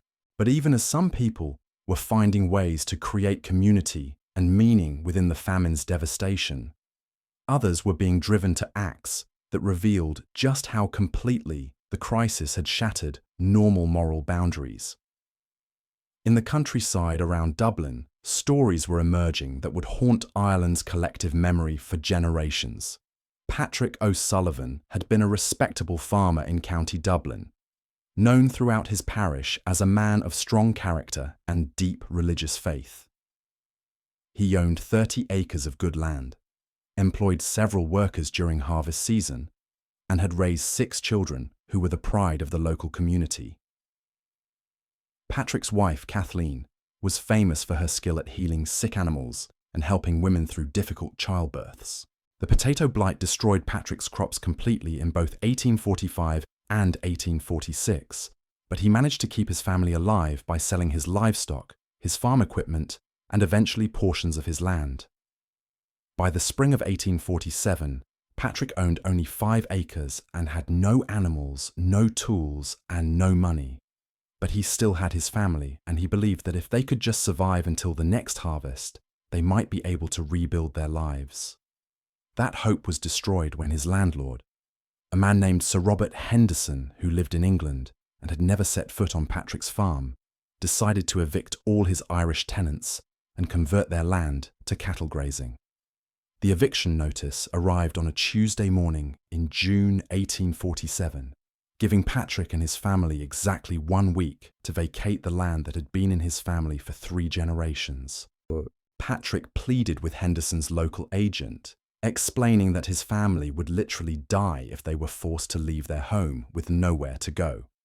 The agent, a man named William Thompson, who had grown wealthy managing properties for absentee English landlords, listened politely to Patrick's appeal, and then explained that business was business. The land would be more profitable as pasture than as tenant farms, and Henderson's only obligation was to maximize the return on his investment. On the appointed day, Thompson arrived with a crew of men to physically remove the O'Sullivan family from their home. Patrick's wife and children were forced to watch as their house was demolished, their furniture destroyed, and their few remaining possessions scattered in the dirt. Within 2 hours, everything that had defined their life for generations was reduced to a pile of rubble and broken boards. The O'Sullivan family joined the thousands of other evicted families wandering the roads around Dublin, searching for shelter, work, or charity that might keep them alive. They slept in ditches, under bridges, in abandoned buildings that provided no protection from wind or rain. They ate grass, tree bark, anything that might fill their stomachs and quiet the constant ache of hunger. Within a month, Patrick's youngest son, a boy named Sean who was 8 years old, died of exposure and starvation. They buried him beside a road outside the town of Lucan, marking his grave with a pile of stones, because they had nothing else to use as a marker. 2 weeks later, Patrick's eldest daughter, Catherine, who was 16 and had been the strongest member of the family, collapsed while searching for edible plants and never regained consciousness. Each death broke something inside Patrick that couldn't be repaired. The man who had once been known for his faith and moral strength began to change in ways that terrified even his own family. He started talking about revenge against Sir Robert Henderson, about finding ways to make the landlord pay for the deaths of his children. His wife Kathleen watched her husband transform from a loving father and community leader into someone she barely recognized, consumed by rage, obsessed with fantasies of violence, losing his grip on the values that had once defined his character. The breaking point came when the third child, a daughter named Bridget, who was 12 years old, became too weak to walk. Patrick looked at Bridget's skeletal form and made a decision that would haunt him for whatever remained of his life. He abandoned her by the side of the road, telling his wife and surviving children that they couldn't afford to carry someone who would slow them down and consume resources they needed for their own survival. Kathleen begged Patrick to reconsider, argued that they couldn't leave their own daughter to die alone, reminded him of the man he had once been and the values he had once held sacred. But Patrick had moved beyond the reach of moral arguments.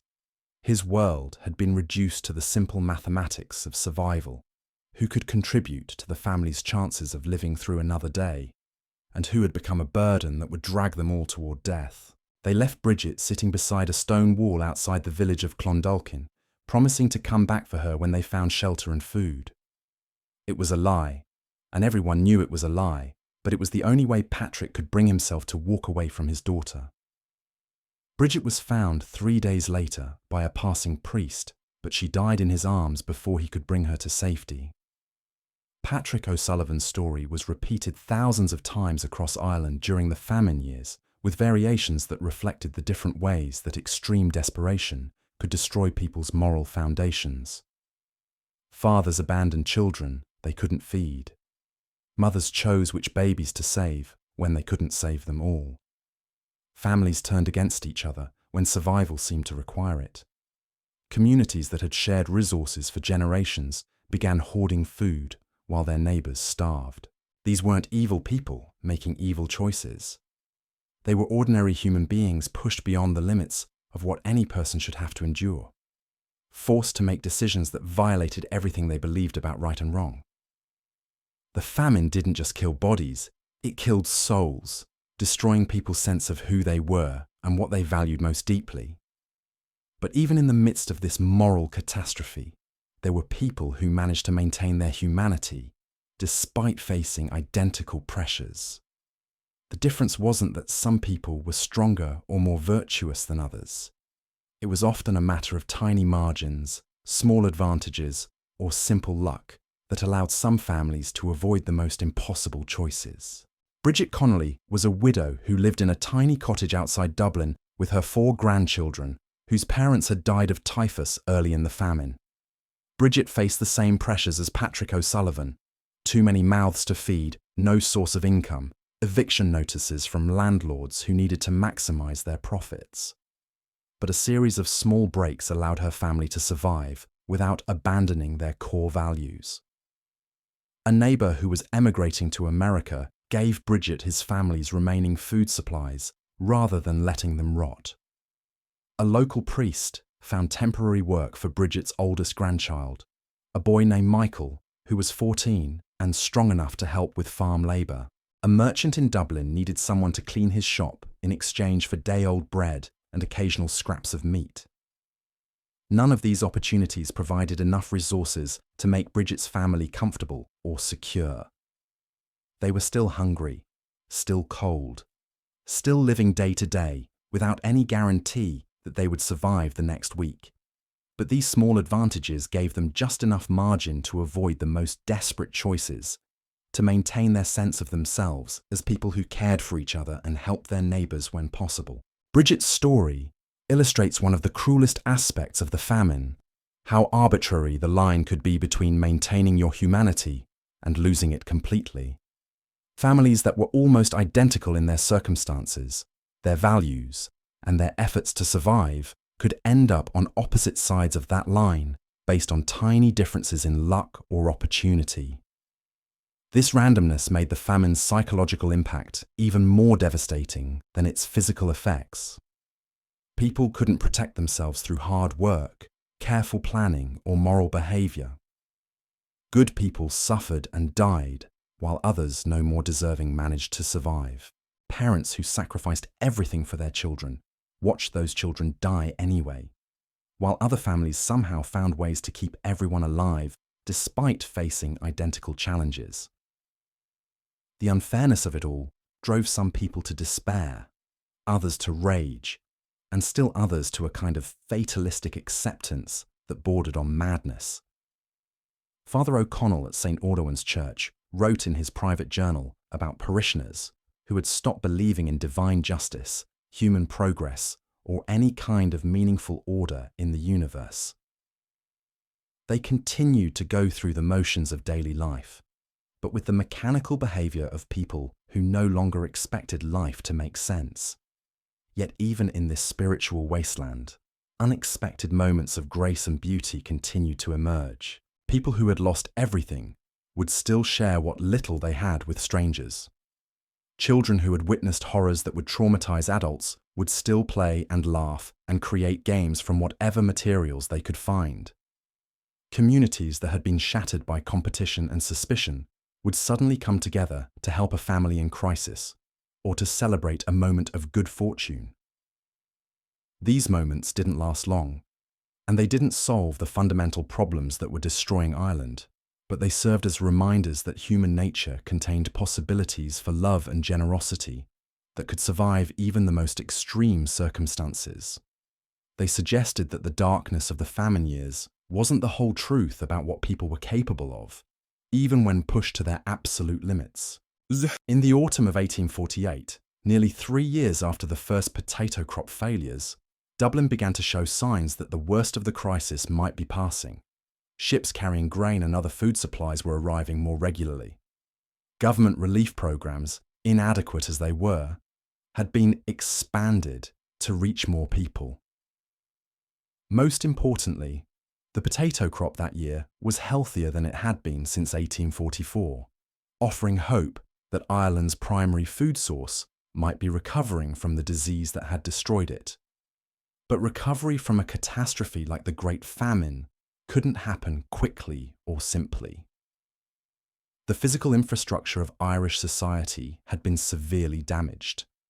Hundreds of thousands of people had died, and hundreds of thousands more had emigrated, leaving behind empty villages and abandoned farms. The social bonds that held communities together had been stretched and broken in ways that would take generations to repair. Dublin's population in late 1848 was dramatically different from what it had been just 3 years earlier. Many of the original residents had died or left for America. Their places had been taken by rural families who had fled to the city seeking opportunities that often didn't exist. These new Dubliners brought different customs, different expectations, different ways of organising their lives and relating to their neighbours.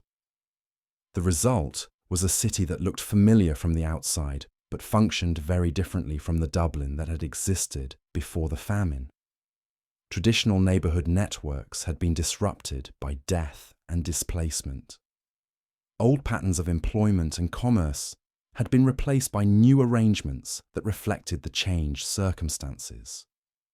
Even the physical appearance of many neighbourhoods had been altered by the abandonment and demolition of buildings whose owners or tenants could no longer maintain them.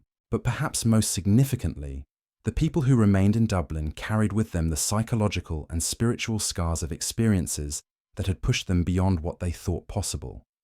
They had learned things about human nature, social organization, and individual survival that couldn't be unlearned. They had seen their deepest assumptions about fairness, community, and the meaning of life tested and often shattered by events beyond their control. These survivors faced the challenge of rebuilding not just their material lives, but their sense of who they were and what they could believe about the world. How do you trust your neighbors after you've seen desperation turn friends into enemies? How do you plan for the future after you've learned how quickly security can disappear? How do you maintain hope after you've witnessed suffering that seemed to serve no purpose and follow no logic? The answers to these questions would shape Ireland for generations to come. The famine survivors and their children would carry forward both the trauma of what they had endured and the strength they had discovered in themselves during the worst of times. They would create new forms of community based on their shared understanding of how fragile civilization could be. They would pass down to their descendants both a deep suspicion of authority and an equally deep commitment to helping each other survive whatever challenges might come. The children who grew up during the famine years would become adults with a different relationship to risk, security, and social obligation than previous generations had known. They would be more likely to emigrate when opportunities arose, less likely to trust institutions that claim to protect them, more likely to maintain strong family and community ties as insurance against future disasters. But they would also be more likely to recognize genuine courage when they saw it, more appreciative of simple pleasures like adequate food and safe shelter, more aware of their connections to people they might never meet, but whose welfare affected their own. The famine had taught them that individual survival was often impossible without collective support, and that collective survival required individuals willing to make sacrifices for the common good. These lessons would travel with Irish emigrants to America, Australia, Canada, and other destinations around the world. The Irish diaspora created by the famine would carry with it a particular understanding of what it meant to be human in circumstances that tested every assumption about dignity, community, and hope. This understanding would influence not just Irish-American communities, but the broader societies they joined and helped to shape. Back in Dublin, as 1848 turned into 1849, the city began the slow process of rebuilding itself around the people who had survived. New businesses opened to serve the changed population. New institutions emerged to address problems that the famine had revealed or created.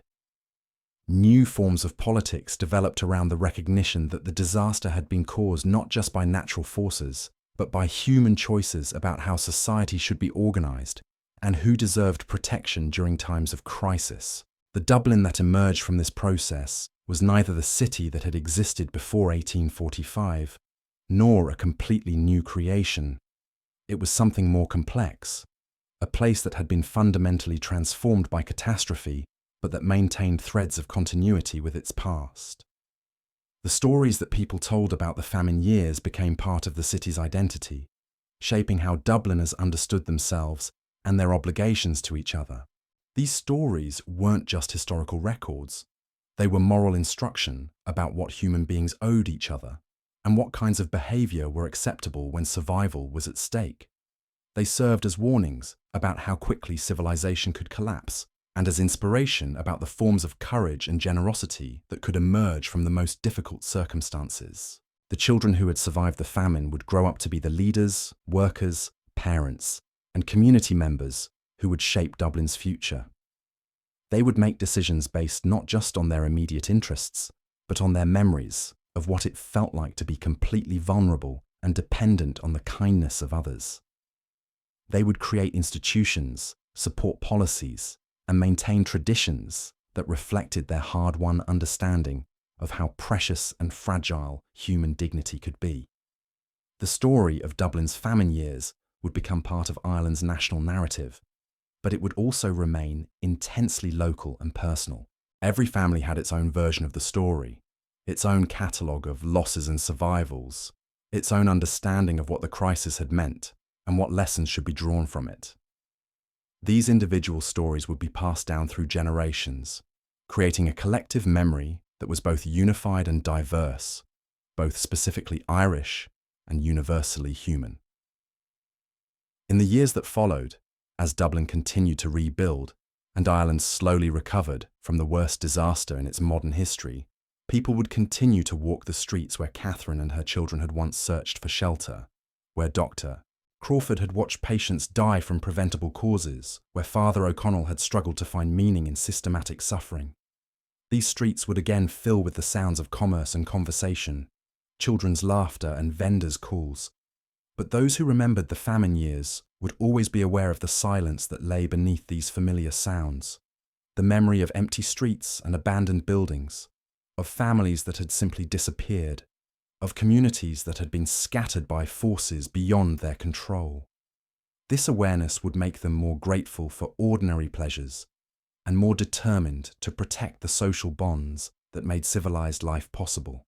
The famine had ended, but its lessons would echo through Irish history for generations to come, shaping how people understood their relationships to each other and their responsibilities in times of crisis. The streets of Dublin would tell new stories, but they would never forget the stories of hunger, loss, survival, and the complex forms of love that had sustained life during Ireland's darkest years. The lessons carved into Dublin's cobblestones during those terrible years would reshape not just individual families, but the very soul of a nation. As we reach the end of our journey through Famine Street, it becomes clear that what happened in Dublin between 1845 and 1849 was more than just a humanitarian disaster. It was a complete transformation of what it meant to be Irish, what it meant to be human, and what it meant to survive when survival itself became an act of rebellion. But there's one final story we need to tell, one that captures everything we've witnessed in these dark streets and brings us to understand why the Great Famine didn't just end. It evolved into something that would define Ireland forever. Meet Cian McCarthy, a man who would become known throughout Dublin not for what he lost during the famine, but for what he chose to do with what remained. In the winter of 1848, as the worst of the crisis was finally beginning to ease, Cian made a decision that would echo through generations of Irish memory. Cian had been a successful grain merchant before the famine struck. He owned a warehouse on the Liffey, employed dozens of workers, and provided for a large extended family that included not just his wife and children, but elderly parents, unmarried sisters, and the widows of his brothers who had died in industrial accidents. When the potato blight hit, Cian initially thought his grain business would protect his family from the worst effects of the crisis. He was catastrophically wrong. As the famine deepened, Cian discovered that his grain warehouse had become both a blessing and a curse. He had food when others were starving, but that food belonged to English merchants who expected it to be shipped across the Irish Sea, regardless of local conditions.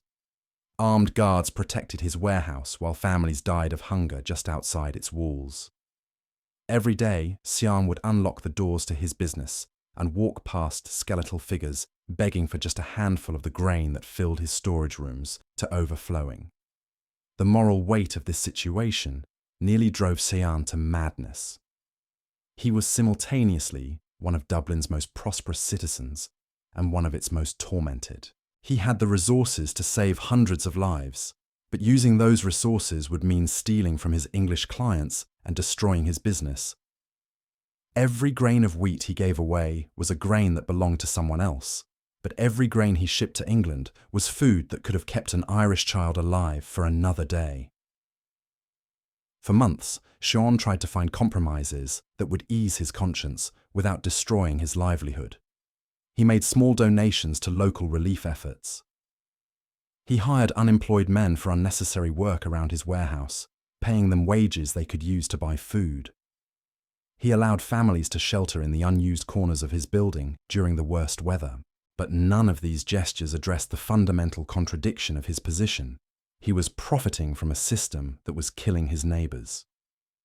The breaking point came on a February morning in 1848, when Cian arrived at his warehouse to find a woman named Mary Donovan collapsed against his front door. Mary was holding her infant son, and both of them were clearly dying from starvation. The baby's lips had turned blue from cold and hunger. Mary herself was so weak she could barely lift her head to look at Xian as he approached. Mary whispered a single word. "Please." Xian looked at this dying mother and child, then looked at his warehouse filled with enough grain to feed half of Dublin, and something inside him snapped, not toward despair or rage, but toward a kind of moral clarity that cut through months of agonizing indecision. He unlocked his warehouse doors and began giving away everything inside, not selling it at reduced prices, not distributing it through official relief channels, simply giving it away, bag by bag, to anyone who needed it. Word spread through Dublin streets like wildfire. Within hours, hundreds of people had gathered outside Xian's warehouse. By evening, thousands were lined up in orderly queues that stretched for blocks in every direction. Xian's wife, Bridget, arrived at the warehouse that afternoon, expecting to find her husband conducting normal business. Instead, she found him personally handing sacks of grain to people who looked like they had risen from their deathbeds. She watched him lift children who were too weak to stand, help elderly people who could barely walk, embrace strangers who wept with gratitude at receiving food they had thought they would never taste again. Bridget could have stopped him. She could have reminded him that the grain belonged to their English clients, that giving it away would bankrupt their family, that he had obligations to his own wife and children that should come before his obligations to strangers. Instead, she rolled up her sleeves and began helping him distribute food to people who were literally starving to death. The McCarthy family gave away their entire fortune in 3 days. Every grain of wheat, every sack of oats, every barrel of flour that had been destined for English tables was instead used to save Irish lives. They didn't keep detailed records of who received what, didn't require proof of need, didn't impose conditions or requirements. They simply gave food to hungry people until there was no more food to give. On the third day, as the last of the grain was being distributed, representatives of the English merchants arrived with legal documents and police escorts. They informed Xian that he was being arrested for theft, that his property was being seized to compensate his clients, that his family would be held responsible for debts that would take generations to repay. Xian listened to these charges calmly, then looked around at the hundreds of people who were alive because of what he had done, and smiled. As the police led him away, something remarkable happened. The people who had received grain from Xian's warehouse didn't disperse. Instead, they formed a protective circle around Bridget and her children, making it clear that anyone who threatened the McCarthy family would have to deal with hundreds of grateful neighbours. The English merchants realised that their legal victory had become a public relations disaster, and they quietly decided not to pursue charges against a man who had become a folk hero overnight. Xian McCarthy never rebuilt his grain business. Instead, he became something more valuable, a living symbol of what it meant to choose humanity over profit, community over individual success, moral courage over legal obligation. Stories about the merchant who gave away everything to save his neighbours spread far beyond Dublin, carried by emigrants to America and Australia, told and retold in kitchens and pubs, wherever Irish people gathered. But Xian's story wasn't unique during the famine years. It was simply the most dramatic example of a choice that thousands of Irish people were making in smaller ways every day. The crisis had forced everyone to decide what they valued most when everything else was stripped away. Some chose self-preservation at any cost. Others chose to maintain their humanity, even when humanity seemed like a luxury they couldn't afford. These individual choices, multiplied across hundreds of thousands of people, created the moral foundation upon which post-famine Ireland would be built. The people who survived carried with them not just the trauma of what they had endured, but also the memory of what they had seen people do for each other when doing nothing would have been easier and safer. Margaret Kelly, one of the women who had received grain from Shion's warehouse, spent the rest of her life telling her children and grandchildren about the day a stranger had saved their lives. But she didn't tell the story as a tale about charity or luck. She told it as a lesson about the kind of person she expected them to become. Someone who would recognize when they had the power to help others and who would use that power regardless of the personal cost. Margaret's oldest son, Patrick, grew up to become a doctor who provided free medical care to Dublin's poorest residents. Her daughter, Catherine, became a teacher who refused to turn away children whose families couldn't pay for their education.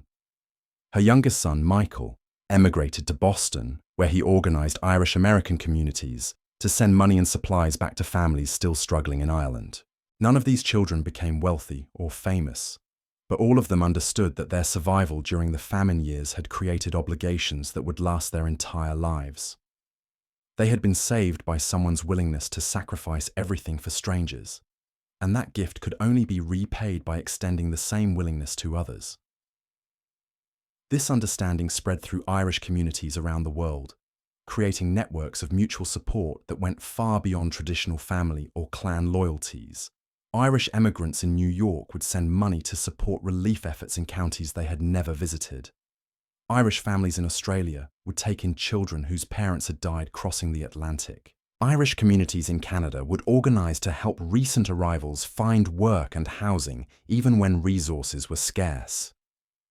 The famine had taught the Irish people that individual survival was often impossible without collective support, and that collective survival required individuals willing to make sacrifices for people they might never meet. This lesson became embedded in Irish culture so deeply that it influenced everything from politics to religion to family structure for generations to come. Back in Dublin, as the 1840s gave way to the 1850s, the physical scars of the famine were slowly healing. New businesses opened in buildings that had been abandoned during the worst years. New families moved into neighbourhoods that had been emptied by death and emigration. New institutions emerged to address problems that the crisis had revealed or created. But the psychological and spiritual landscape of the city had been permanently altered. Dubliners who had lived through the famine years carried with them a different understanding of what civilization meant and how quickly it could disappear. They were simultaneously more grateful for simple pleasures like adequate food and shelter, and more aware of how precarious those pleasures could be. This awareness manifested itself in countless small ways that gradually reshaped Dublin's character. Families that had survived the famine were more likely to maintain large stores of food, even when such hoarding seemed unnecessary. Neighbours were more likely to check on each other during times of illness or hardship, remembering how quickly someone could disappear during the crisis years. Community organisations were more likely to maintain emergency funds and mutual aid societies, understanding that official relief efforts could be too little and too late. Perhaps most significantly, Dublin's working classes developed a political consciousness that was shaped by their famine experiences. They had seen how government policies could literally mean the difference between life and death for ordinary families. They had witnessed how economic systems that prioritized profit over human welfare could create disasters that destroyed entire communities. They had learned that depending on the charity of the wealthy or the competence of distant officials was a form of collective suicide. This political awakening would eventually contribute to movements for Irish independence, labour organisation, and social reform that would reshape not just Dublin, but all of Ireland. The famine survivors didn't just want to rebuild their lives, they wanted to create a society where such disasters couldn't happen again, where ordinary people would have more control over the forces that affected their survival. Daniel O'Brien, who had been a child during the famine years, grew up to become one of Dublin's most effective labour organisers. His speeches to working-class audiences weren't filled with abstract theories about economic justice. They were grounded in specific memories of what happened when working people had no power to protect themselves from forces beyond their control. Daniel would tell crowds about watching his neighbours die, not because there was no food in Ireland, but because that food belonged to people who lived in England and cared nothing for Irish lives. He would describe the experience of seeing his own father reduced to begging for work that paid barely enough to buy a single meal, while the men who employed him grew wealthy from his labour. He would remind his listeners that the same economic relationships that had made the famine so devastating were still in place, waiting to create new disasters whenever it suited the interests of distant owners and investors. But Daniel's political message wasn't based solely on anger or resentment. It was also based on the positive lessons he had learned during the famine years about what people could accomplish when they worked together for their mutual benefit. He had seen communities organized to share scarce resources. He had witnessed individuals make extraordinary sacrifices for their neighbors' welfare. He had experienced the strength that came from knowing that other people would risk their own safety to help you survive. These experiences taught Daniel that ordinary working people had resources and capabilities that went far beyond what their economic circumstances might suggest. They could organize themselves, make collective decisions, and take care of each other's needs without depending on employers, government officials, or wealthy philanthropists. The famine had been a disaster, but it had also been a demonstration of what communities could do when they had to rely on their own resources and their own values. This dual legacy of the famine years, trauma and strength, loss and discovery, would influence Irish culture for generations. The children and grandchildren of famine survivors would grow up with stories that taught them both to be suspicious of authority and to have confidence in their own communities. They would learn to value security and stability, but also to recognize that true security could only come from networks of mutual support, rather than individual accumulation of wealth. These lessons would travel with Irish emigrants around the world, influencing the development of Irish-American communities, Irish-Australian settlements, and Irish-Canadian neighbourhoods. Wherever Irish people gathered, they would create institutions, churches, schools, mutual aid societies, political organisations that reflected their understanding of what it meant to survive as a community rather than as isolated individuals. The famine stories that were passed down through these communities weren't just historical accounts. They were moral instruction about what kinds of behaviour were expected from people who understood themselves as part of a larger Irish family. Children would learn that their ancestors had survived by helping each other, and that this tradition of mutual aid created obligations that transcended national boundaries or immediate self-interest. But perhaps the most important legacy of the famine years was the way they changed Irish people's understanding of what it meant to be human. The crisis had stripped away all the social conventions and economic arrangements that normally defined people's roles and relationships. In that stripped-down environment, people had been forced to discover what really mattered to them and what they were truly capable of doing. Some had discovered capacity for cruelty and selfishness that they never knew they possessed. Others had found reserves of courage and generosity that surprised even themselves. Most had learned that the difference between these two possibilities often came down to small margins: a little extra food, a bit of help from neighbours, a stroke of luck that made moral choices possible rather than impossible. This understanding created a form of humility that would characterise Irish culture for generations. Famine survivors knew that they were neither heroes nor villains, but ordinary people who had been tested by extraordinary circumstances. They understood that their survival often depended as much on luck and the kindness of others as on their own efforts.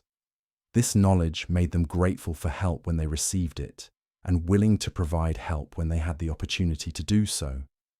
But it also made them realistic about human nature and social organisation. They had seen how quickly civilised behaviour could break down when basic needs weren't met.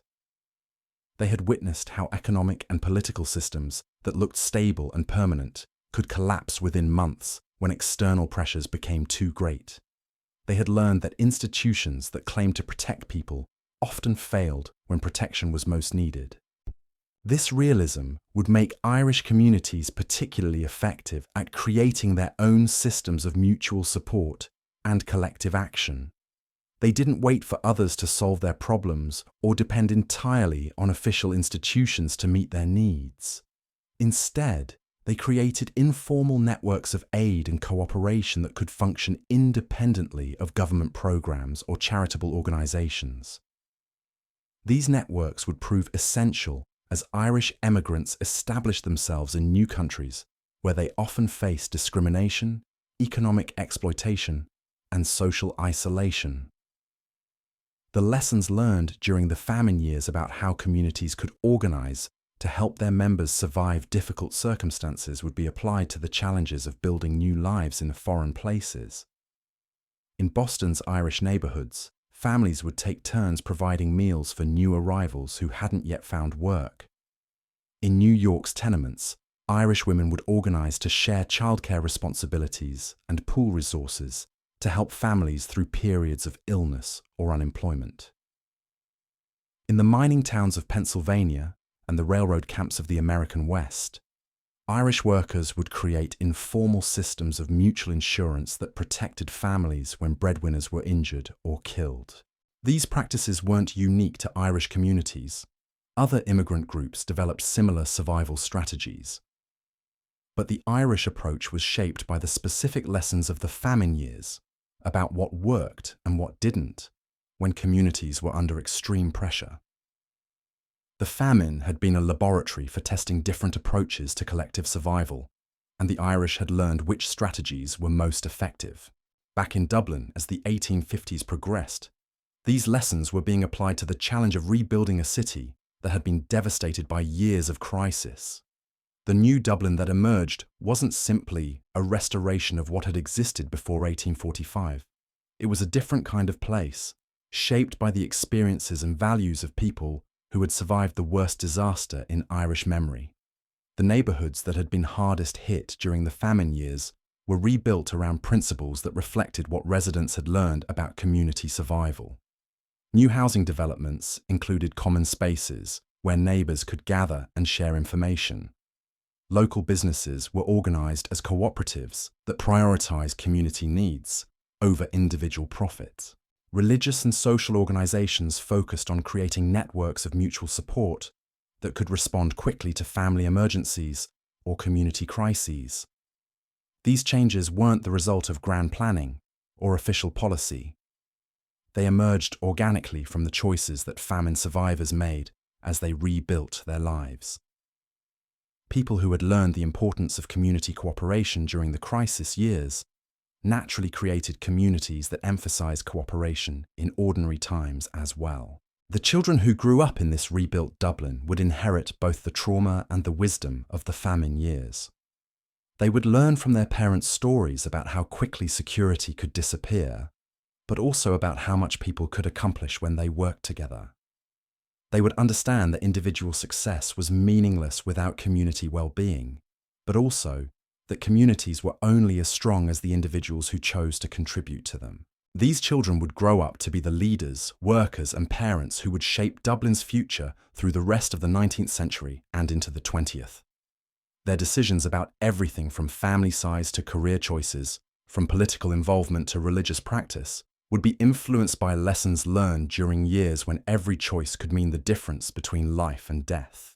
The famine had ended, but its influence would continue to ripple through Irish history for generations to come. Every Irish family would carry stories about ancestors who had survived or perished during those terrible years. Every Irish community would maintain traditions that reflected hard-won wisdom about how to help each other through difficult times. Every Irish institution would be shaped, at least in part, by understanding of what happened when institutions failed to protect the people who depended on them. As we reach the end of our journey through Famine Street, walking in the footsteps of Catherine and her children, Dr. Crawford and his patients, Father O'Connell and his parishioners, we can see that their stories didn't end with the famine itself. Their experiences became part of the foundation upon which modern Ireland was built.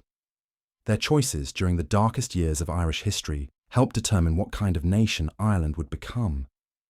The empty doorways that once sheltered dying families would again fill with the sounds of life and laughter. The silent streets that had echoed only with the footsteps of desperate people searching for food would again bustle with commerce and conversation. The abandoned buildings that had served as temporary shelter for the homeless would again house thriving families and successful businesses. But Dublin would never again be a city that took survival for granted. The memory of what had happened during the famine years would live on in the stories that parents told their children, in the traditions that communities maintained, in the values that shaped how people treated their neighbours and understood their obligations to each other. The Great Famine had been Ireland's darkest hour, but it had also been a revelation of what Irish people were capable of when everything else was stripped away. They had discovered that they could endure almost unimaginable suffering without losing their humanity. They had learned that they could create communities of mutual support, even in the most hostile circumstances. They had found that they could maintain hope and dignity, even when hope and dignity seemed like luxuries they couldn't afford. These discoveries would echo through Irish history, influencing everything from the struggle for political independence to the development of Irish communities around the world. The famine had ended, but the lessons learned on Famine Street would live forever in the heart of Ireland and in the souls of Irish people wherever they made their homes. The cobblestones of Dublin's streets would tell new stories in the years to come, but they would never forget the stories of hunger and survival, of loss and love, of individual courage and community strength that had been written in blood and tears during Ireland's most terrible trial. Those stories had become part of what it meant to be Irish, part of what it meant to be human, part of what it meant to survive when survival itself was an act of faith in the possibility of a better tomorrow. And in that faith, carved into the very foundation of Irish identity, by the experiences of the famine years, lay the seeds of everything that Ireland would become in the centuries that followed. Walking through Dublin today, you might pass by a small memorial plaque on Francis Street that most people never notice. It marks the spot where the Flanagan family's bakery once stood, where Margaret Flanagan made her final desperate choice in the winter of 1849. Margaret had been a baker for 12 years, known throughout the Liberties for her skill with sourdough and her kindness to customers who couldn't always pay. Her bakery had been more than a business. It was a gathering place where neighbours shared news, children received small treats when their parents weren't watching, and elderly residents found warm conversation along with their daily bread. But by January 1849, Margaret's ovens had been cold for 3 months. The flour that had once filled her storage rooms was gone, sold bag by bag to keep her family alive as the famine slowly loosened its grip on Ireland. Her husband Thomas had died of typhus the previous autumn, leaving her alone with 3 children, Mary, aged 9, Joseph, 7, and little Anne, who was barely 3 years old. Margaret faced a choice that thousands of other Irish parents had confronted during those terrible years. She could use her remaining money to buy passage to America for herself and the children, hoping to start fresh in a country where hunger wasn't a daily companion. Or she could stay in Dublin and try to rebuild the bakery that had been her family's livelihood for over a decade. Margaret chose to stay. She chose to rebuild. She chose to believe that the lessons carved into Dublin's cobblestones during those horrific years meant something more than just survival. Within 6 months, the smell of fresh bread once again drifted from her rebuilt bakery, but this time it carried with it something different. The understanding that every loaf was sacred, every customer was family, and every day without hunger was a gift that could never be taken for granted. That's the true legacy of Famine Street. Not just the statistics of death and emigration, but the transformation of an entire people's understanding of what it means to be human when everything else falls away. The Irish who survived didn't just rebuild their lives, they rebuilt their souls around the knowledge that we are only as strong as our willingness to care for each other when caring seems impossible. Today, Dublin bustles with life, but if you know how to listen, you can still hear the echoes of those who walked these streets when walking itself was an act of defiance against death. Their legacy lives on in every act of kindness, every moment of solidarity, every choice to help rather than hoard. They remind us that civilization isn't measured by our wealth or power, but by what we do for each other when the world is falling apart. The famine ended, but the lesson of Famine Street is eternal, that hope, carved from the stone of suffering, becomes unbreakable.